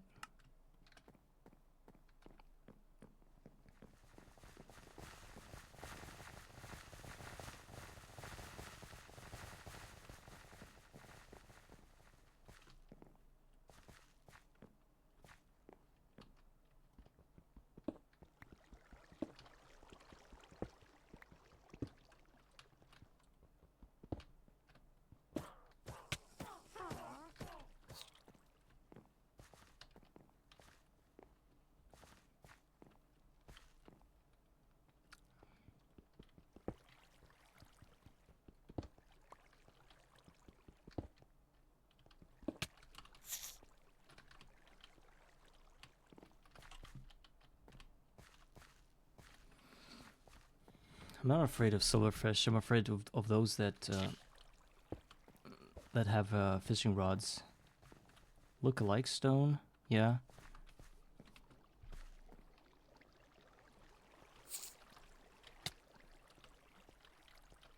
And I don't like the silverfish that makes me blind.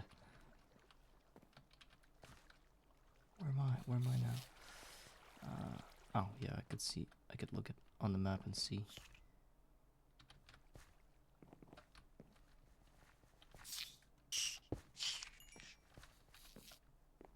Okay, I got a big one now.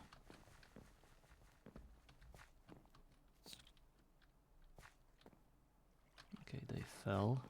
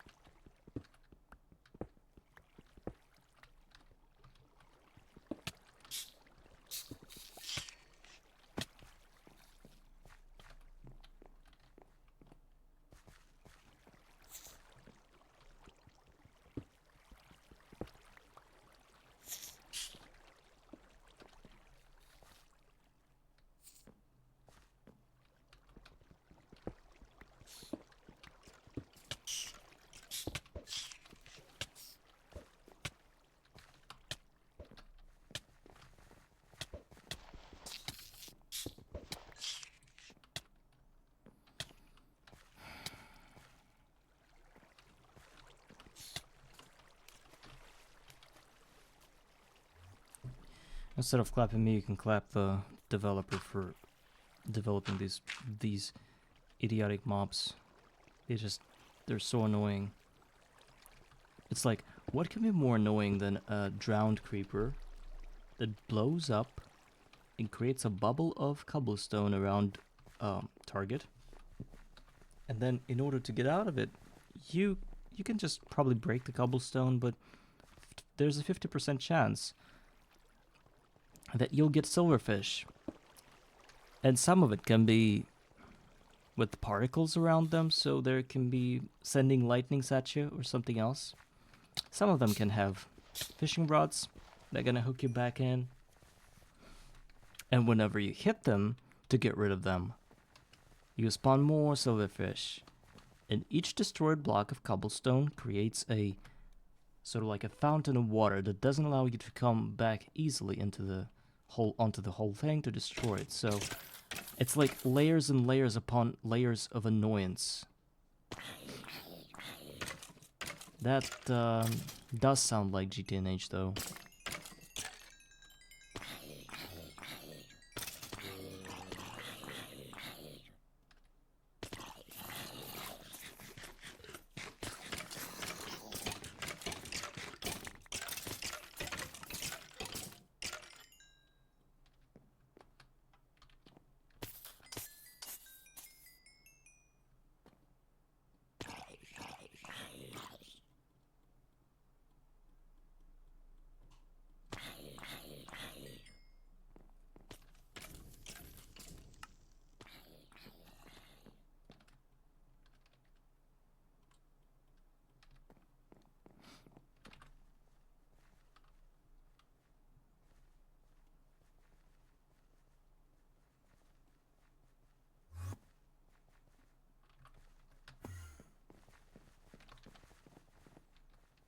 Almost broke my pickaxe.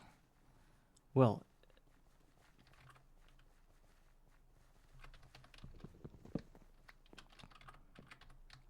it's taking too long.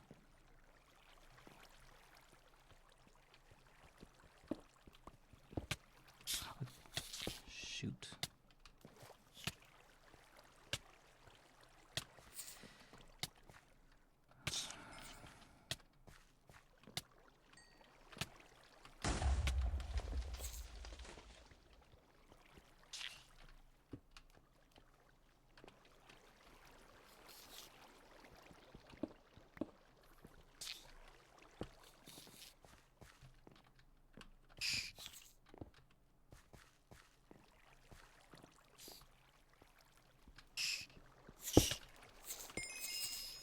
Okay, there are some dudes.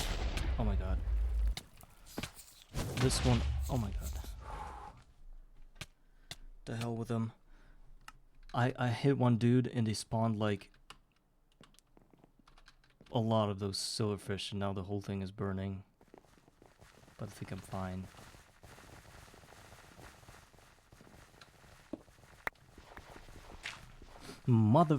Silverfish, that's what I found. Motherfish.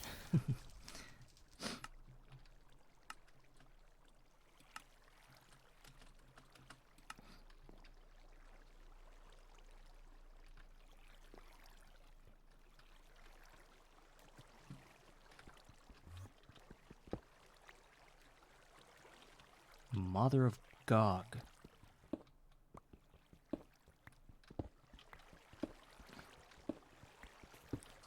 God bless you. In God we trust.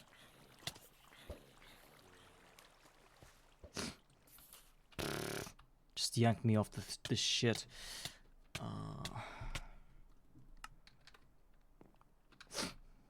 I don't know where I landed.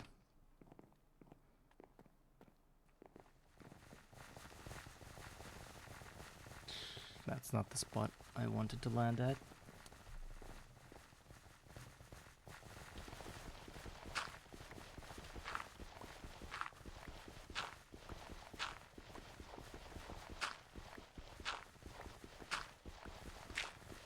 Yeah, I see the thing. Is just I'm trying to gather some blocks to ensure that I don't lose any items. For some reason, hear me out, guys. For some reason, I used to pick up my things very fast, so nothing would be lost even if I were to stand on that one block. But now, since I'm having the Tinker tools, for some reason they are only picked up after a second or so. So I need to ensure that I don't lose anything, and that I have some sort of like a block, some sort of platform around myself. Look, it takes a second until you pick them up. That's a shitty mechanic here.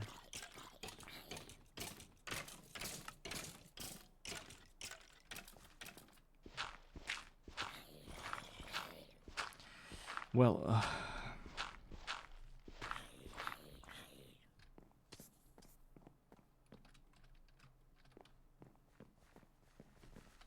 I didn't even deal with the half of this thing.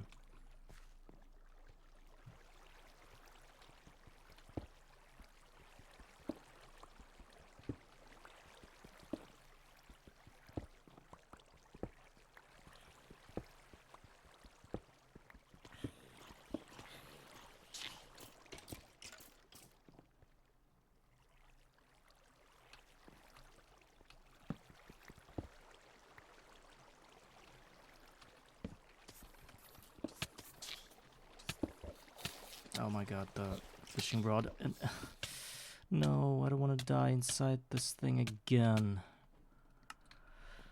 Whew. Wow. That's cool.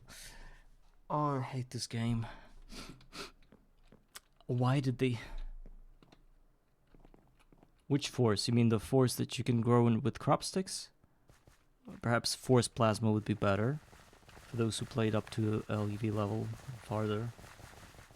You know there's force. Where's my grave?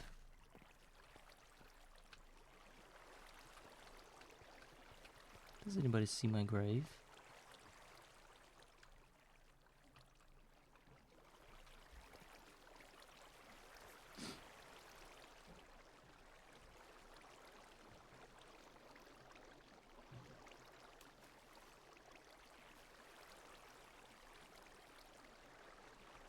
Oh, here it is.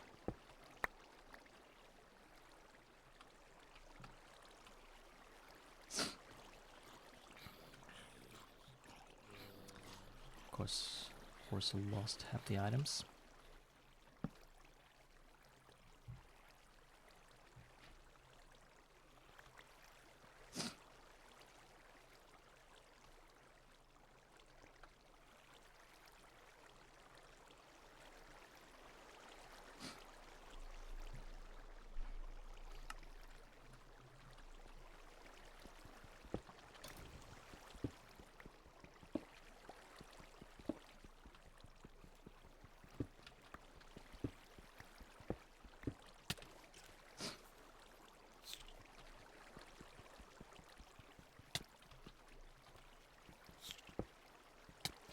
It's like they have some kind of acceleration in water. I'm always hoping that I can just get rid of one silverfish, but just not touching it, and it's gonna die on its own. But apparently they can climb these water fountains pretty easily, which makes them more effective than me. That explains the annoyance.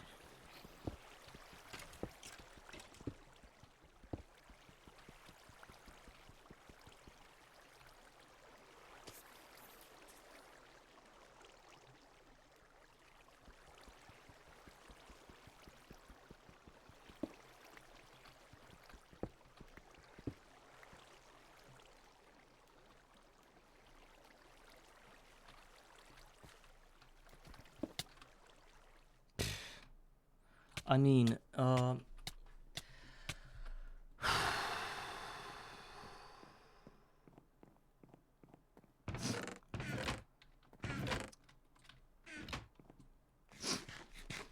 if I could turn my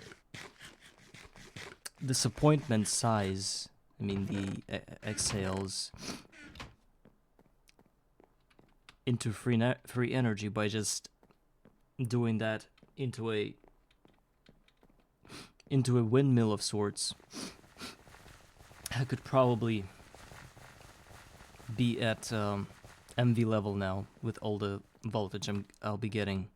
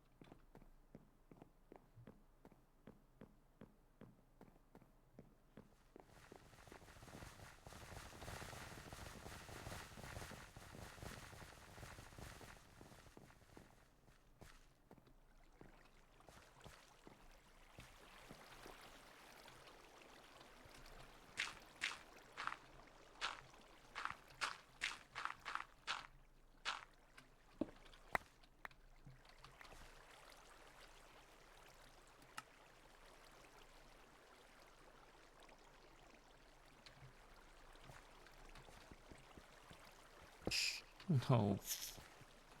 No. I retrieved my items, and the next cobblestone I broke was with the silverfish that was with particles. That's where I knew I effed up. And it's all of that is after I specifically told you that I can see which blocks are the doublestone. Oh, and I lost my... Okay, I didn't lose it, but I'm going to lose it, I think. And somebody programmed this game in such a way that you get every item instantly, but the Tinker Tools. Tools, you need 1 goddamn second for them to be picked up. And it's enough for them to fall into the void and never be seen again. And have to fall after them to catch them again, blah blah blah. I hate that game. Like, little details right there, they just kill me, you know? What the hell is that? Is it because you have to... the game has to think really hard on what you're picking up, and if it's just an item, like a block of dirt, the game is like, I know that. But since it's a Tinker's tool, it has to calculate, like, all the tool levels, the stats, the materials it was used with, crafted with, so I think that's the idea here.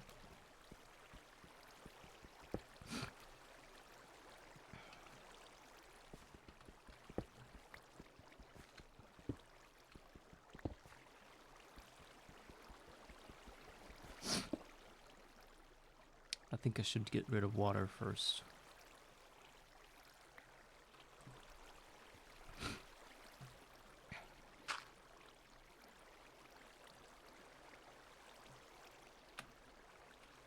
don't see anything.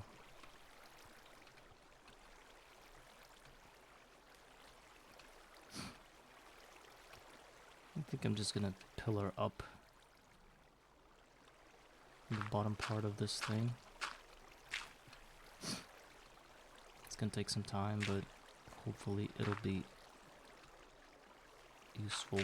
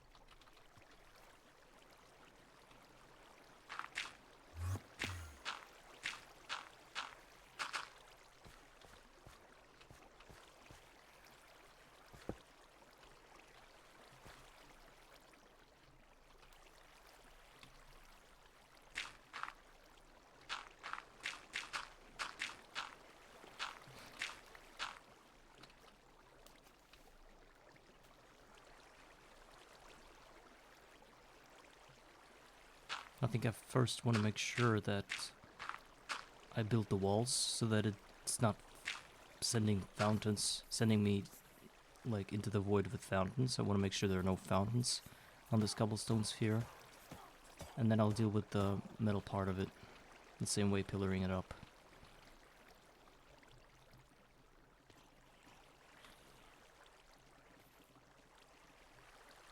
Why can't I?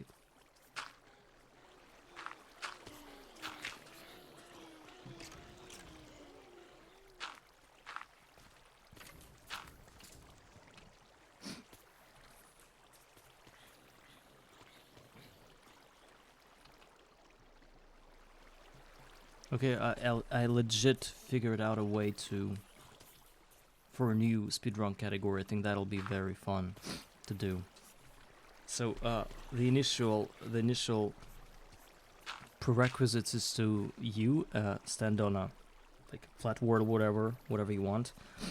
Well, preferably on a somewhere close to the void, so that you get the whole sphere.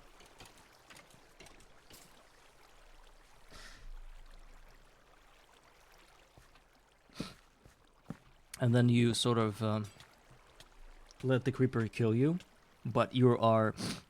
It's not like you're immortal, but it's not killing you for some reason, so you spawn inside the sphere, you end up inside the sphere, and you have to get out of it and dig it to the end, destroying all the water sources and everything.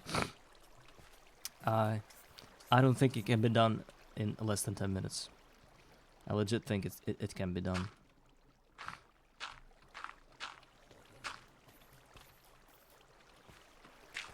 It's like solving Rubik's Cube, you know? The same kind of, especially for guys that are new to this. I bet I'll find some strategy after I clean up 10 of those cobblestone thingies, but now I don't have a clue on how to deal with it. Honestly, it's very hard.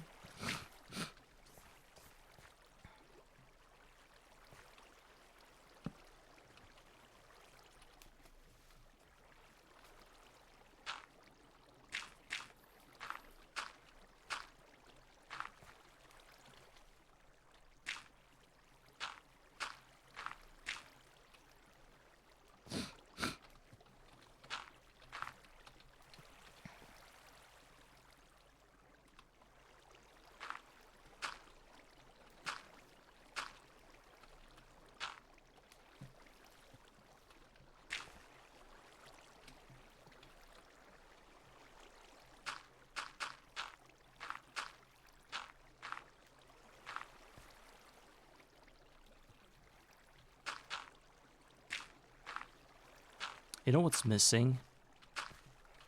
A creeper that would just somehow spawn behind my back and kill me while I'm doing all this. Because I'm getting oddly consistent with it.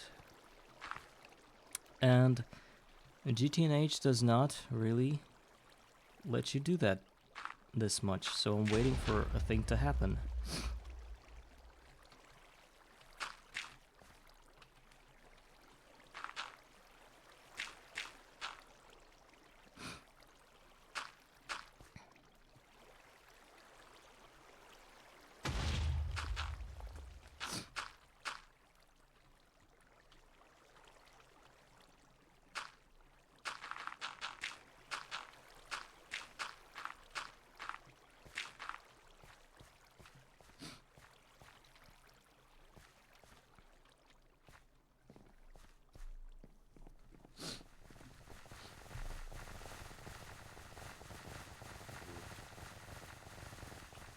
Okay, before I go back to sleep, I think I need to gather all the experience from the farm.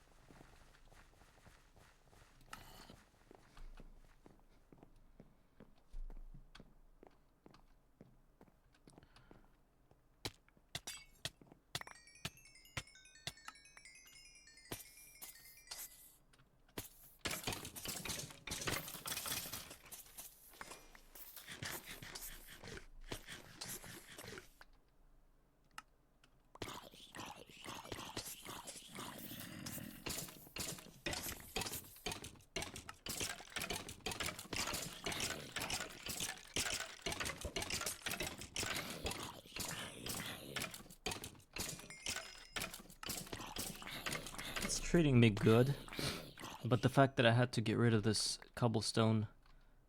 Oh, and a fishing rod. Have to get rid of this cobblestone sphere. I gotta think that this farm is also shitting on my head at the same time.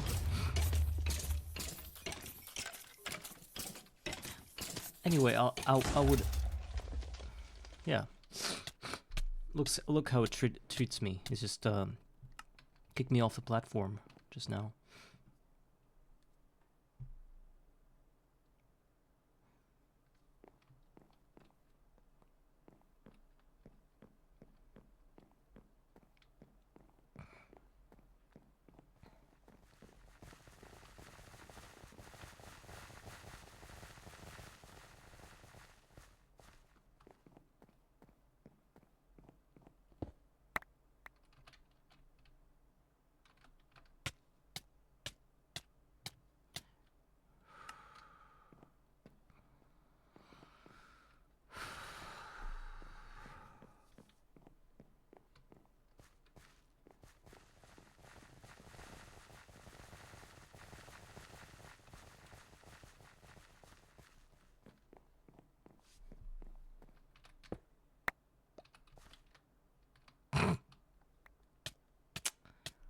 I...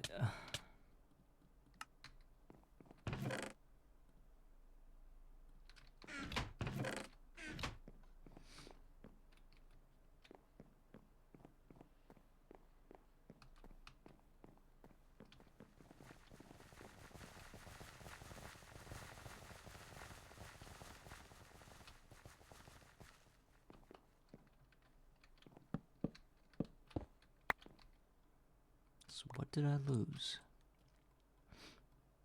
Oh, I lost my axe. Wow. Cool. No axe, no problem.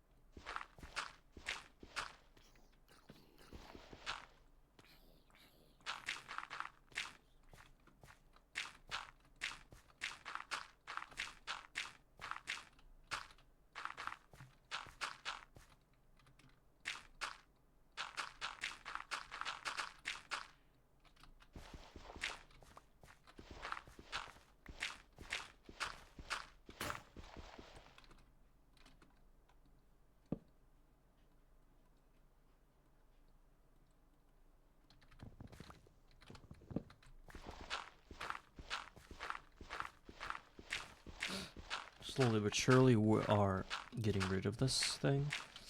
I think I figured out a perfect strategy. First you encase with walls the inner part of the water, and then you sort of like build it down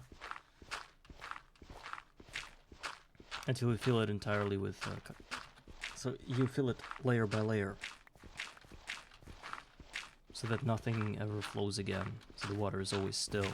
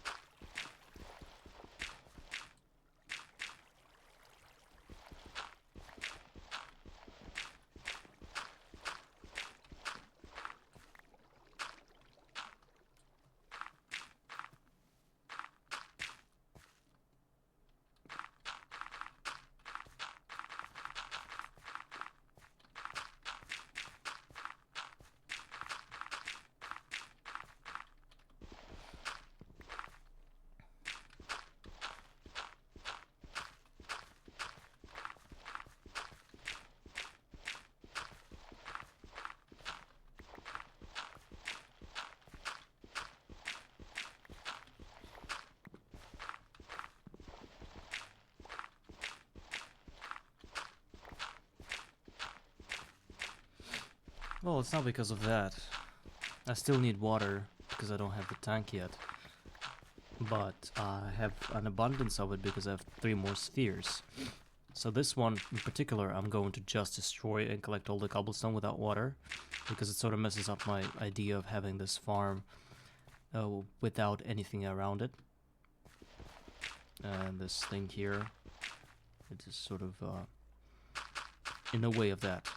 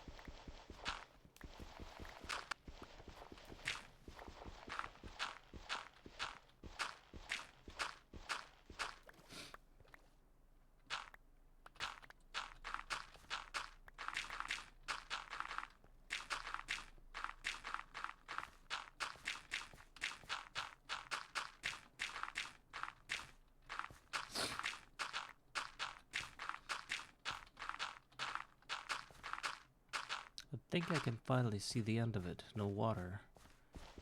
But the work is not yet done. Yeah, that's what I've been talking about.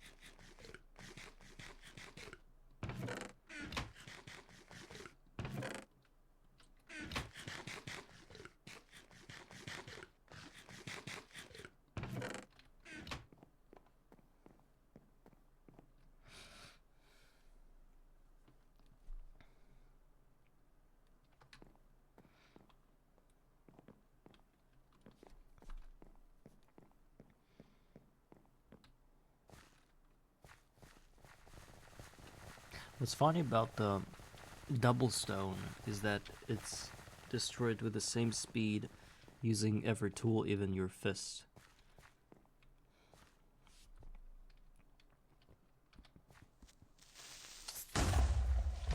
Concussion creeper.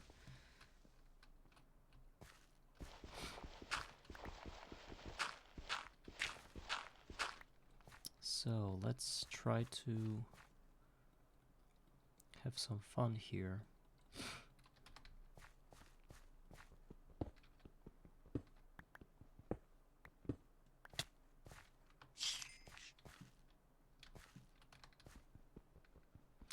Now I have like an arena inside here, and I could probably fight them all and not die because I'm on a dirt, like another dirt platform.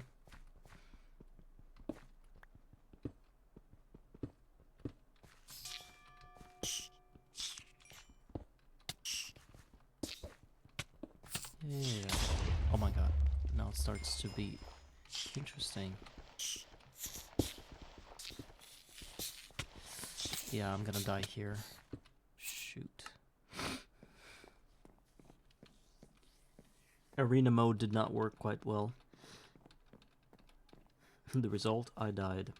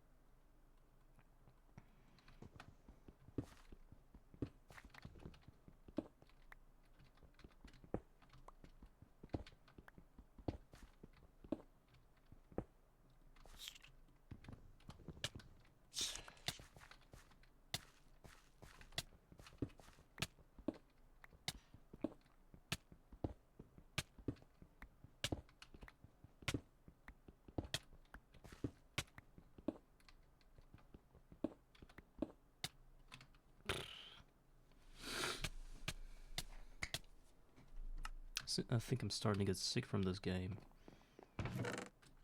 Not like of this game, but from this game.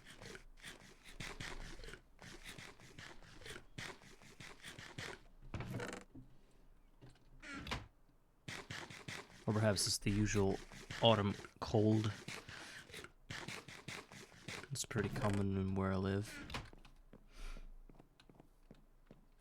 When do you guys usually get sick? I mean, with some like basic cold. For me, it's usually autumn, you know, like somewhere around September, actually. But I believe it's like a regional thing, so it depends on where you live, because there are different time zones and different... Larva says 24/7. Okay. No, I mean, I have like some kind of allergy or something. Oh, right. And sometimes it just pops up out of nowhere. And I'm like sitting in...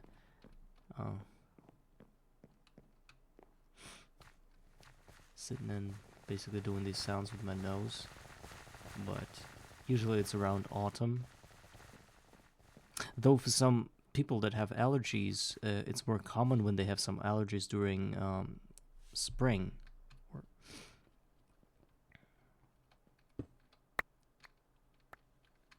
Because that's where all the pollination happens, all the... what's it called, like... vegetation? No? I don't know the word. It's when everything begins to get green.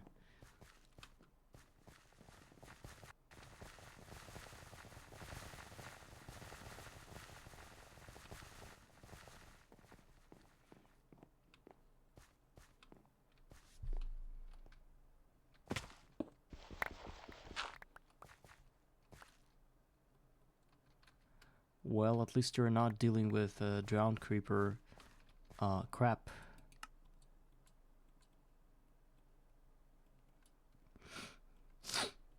I can say good for you.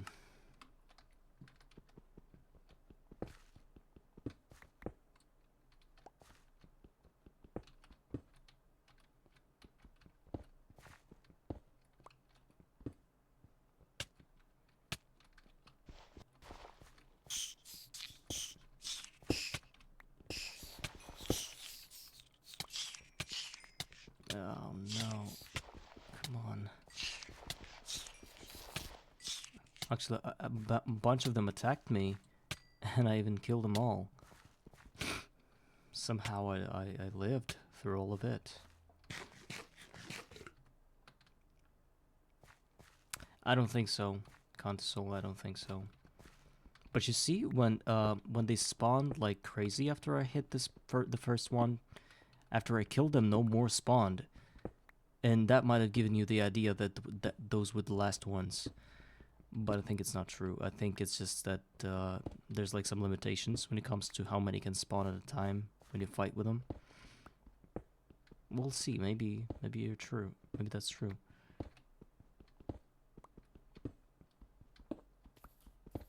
Actually, now, yeah, I don't see anybody. Maybe those were the last ones. So it's not 50. Yeah, here's another one. I attacked the guy, and there are some more. Yeah, there's still some. There are just some limitations.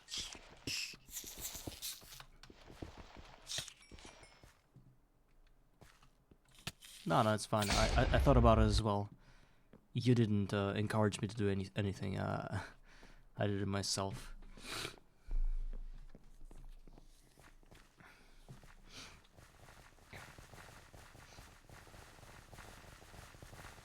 But I'm almost done. Look, it's almost done. I'm really happy that it happened. It's like a small victory for me.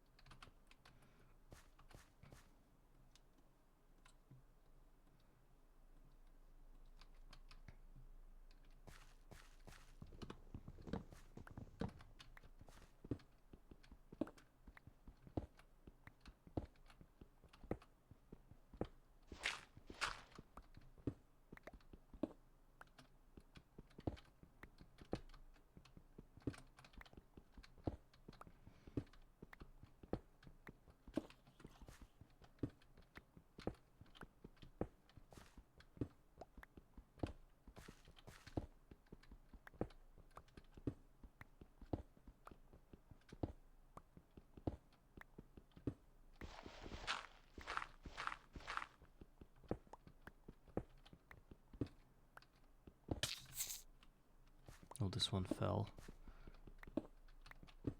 And this one fell as well.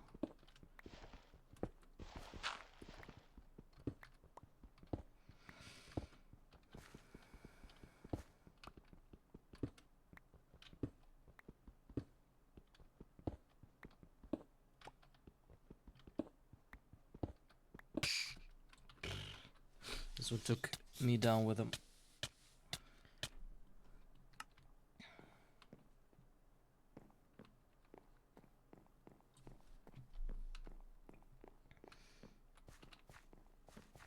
I almost got 2 stacks of cobblestone out of that, which means that I can probably build my first set of, well, not even a set of, just the first coke oven.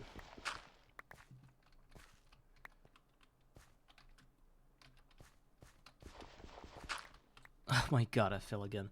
Did I already tell you the biggest hoax of this game at the beginning stage, the Stone Age, is the fact that you need to gather 256 cobblestone for one quest, but this quest is unlocked only when you complete the sand and gravelstone quests. I mean the sand quest here. So it means you will need to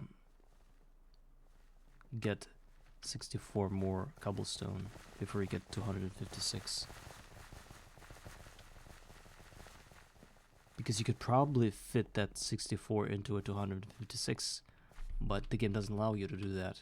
First you have to get your 64 and spend it, and then get another 256 of cobblestone.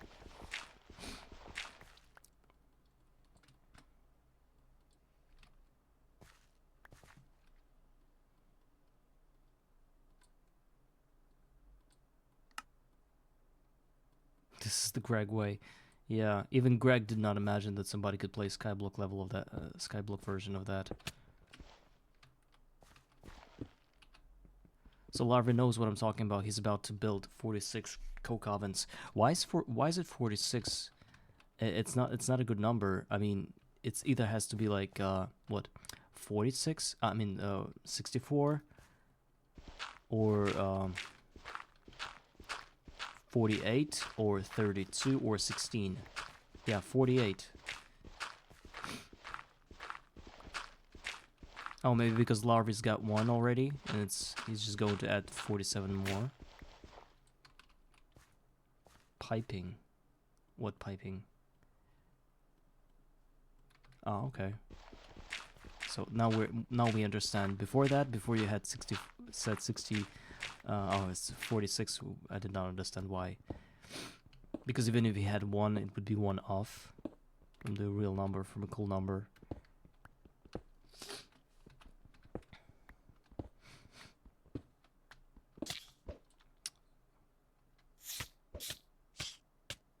Interesting.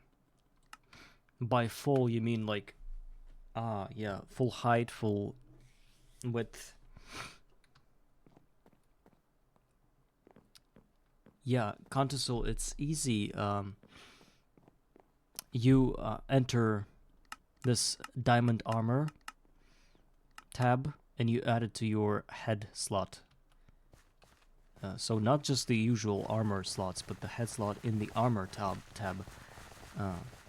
It's important because you can't put it anywhere else, and it only works when you're like not underwater.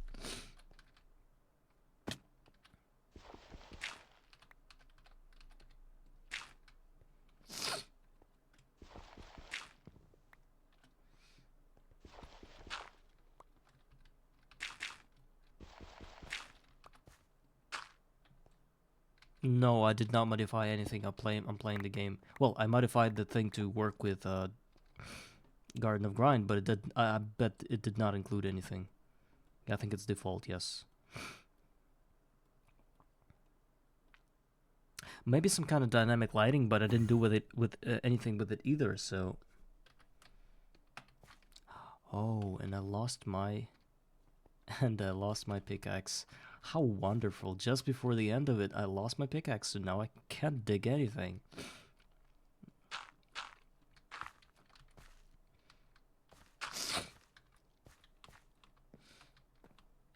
Off to making a new pickaxe.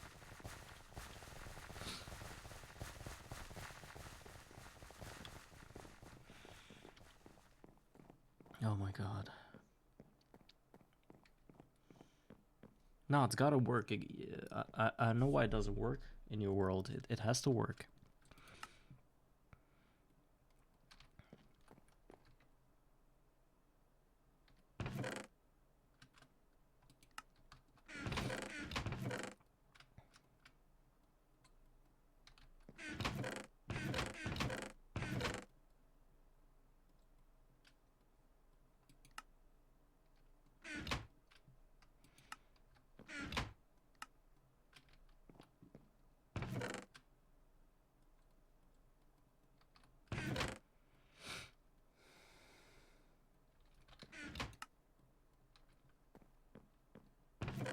Well, okay. And check if whether it works if you throw it on the ground. It should also light up the area on the ground. It's important to have it because it's very handy, especially in the early game. In my run, it is very important, especially when farming skeletons. It was a game changer for me when Pico told me that. It's a viewer of mine. He sometimes.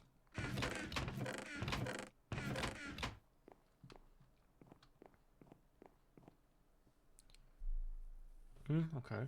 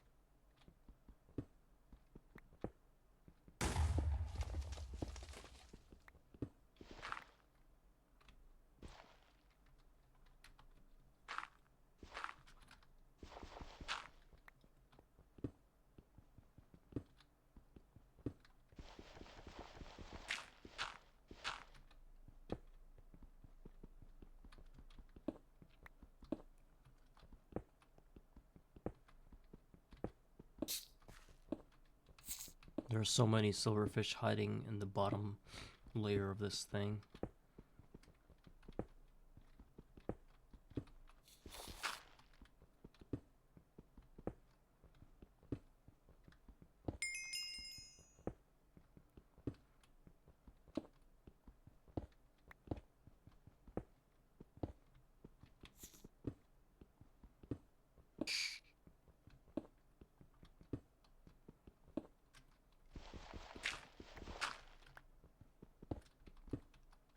The last one killed me. What the hell, man? This is the last few blocks and it killed me.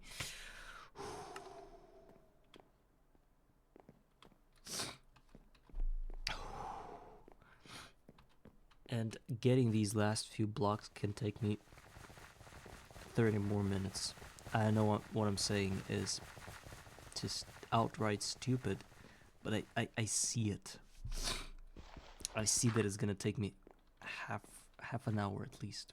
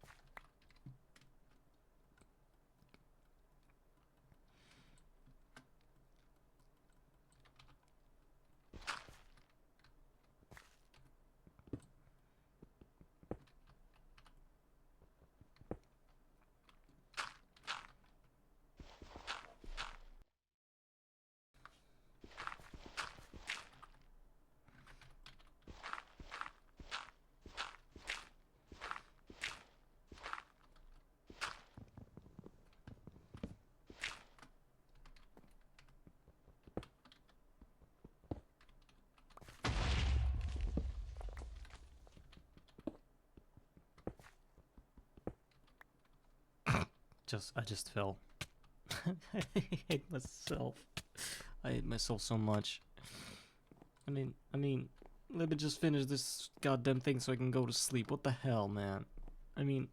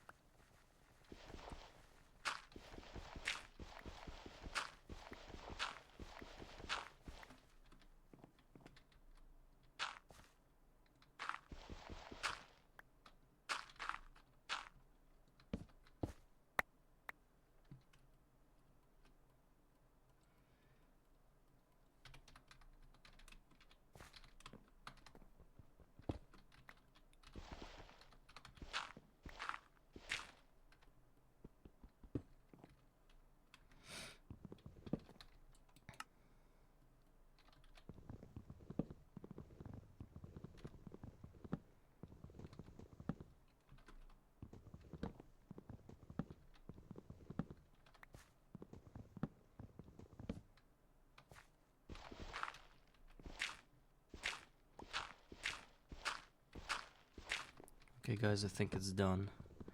I defeated this thing. It's the worst part of my stream today.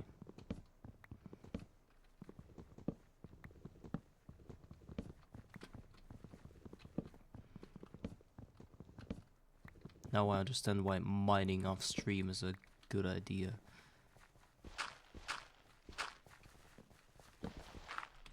Yeah, and I fell again. I'll be the happiest person ever once I get the rock breaker, so I can just infinitely create cobblestone. I'll be swimming in cobblestone.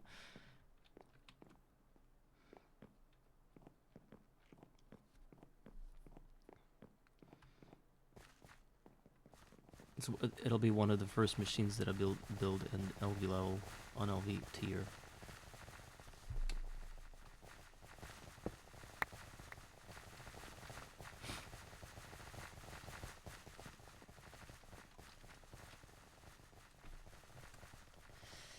I can already see myself rushing to LV just to get that machine going.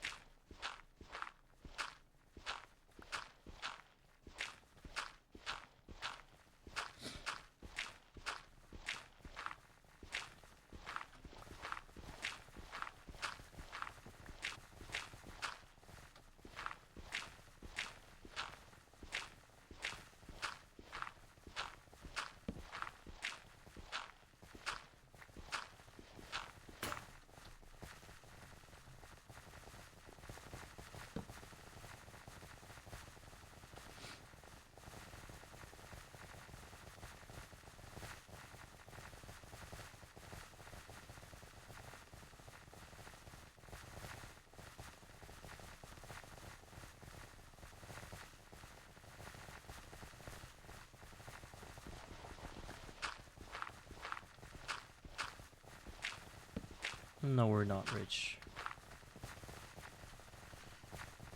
We're damaged and mentally destroyed from all this. This was by far one of the worst challenges ever in this game. In GOG.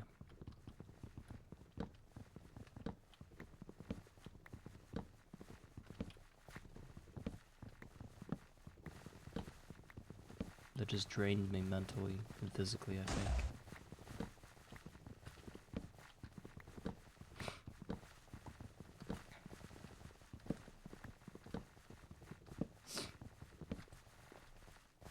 But at least the vision I had sort of come true.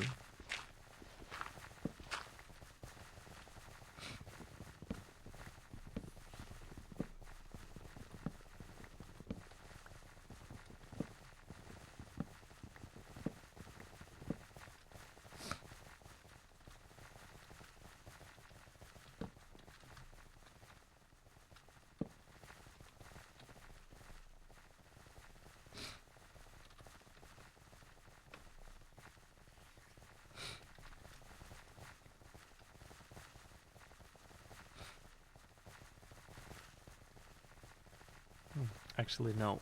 Since we're rich, I want to put slabs on top instead of these items. Slabs are going to be a lot more FPS friendly or whatever.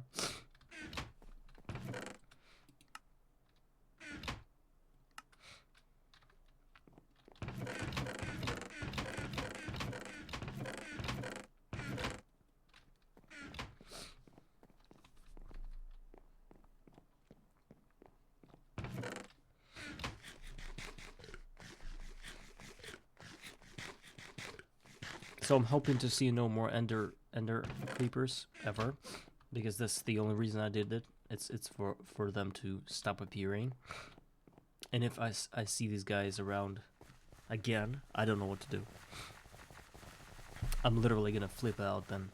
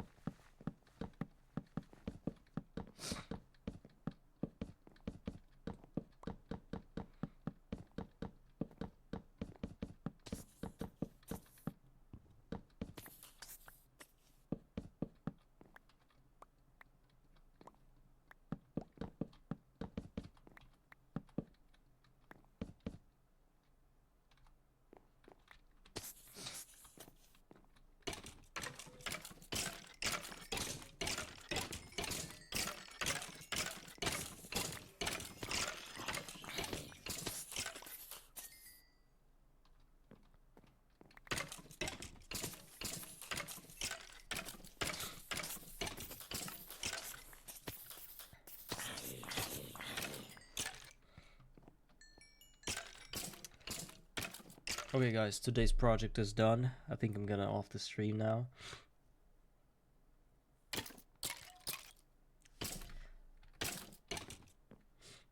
Yeah, toodles. Doodles noodles. Save and quit. Anyway, thank you all for watching. Obviously I won't be rating anybody because I don't have a 30-day account. My account is a lot a lot younger than that. But once I have it, I'll make sure I send you somewhere every time I finish my stream. So see you next time. Maybe tomorrow, maybe the other day. Goodbye.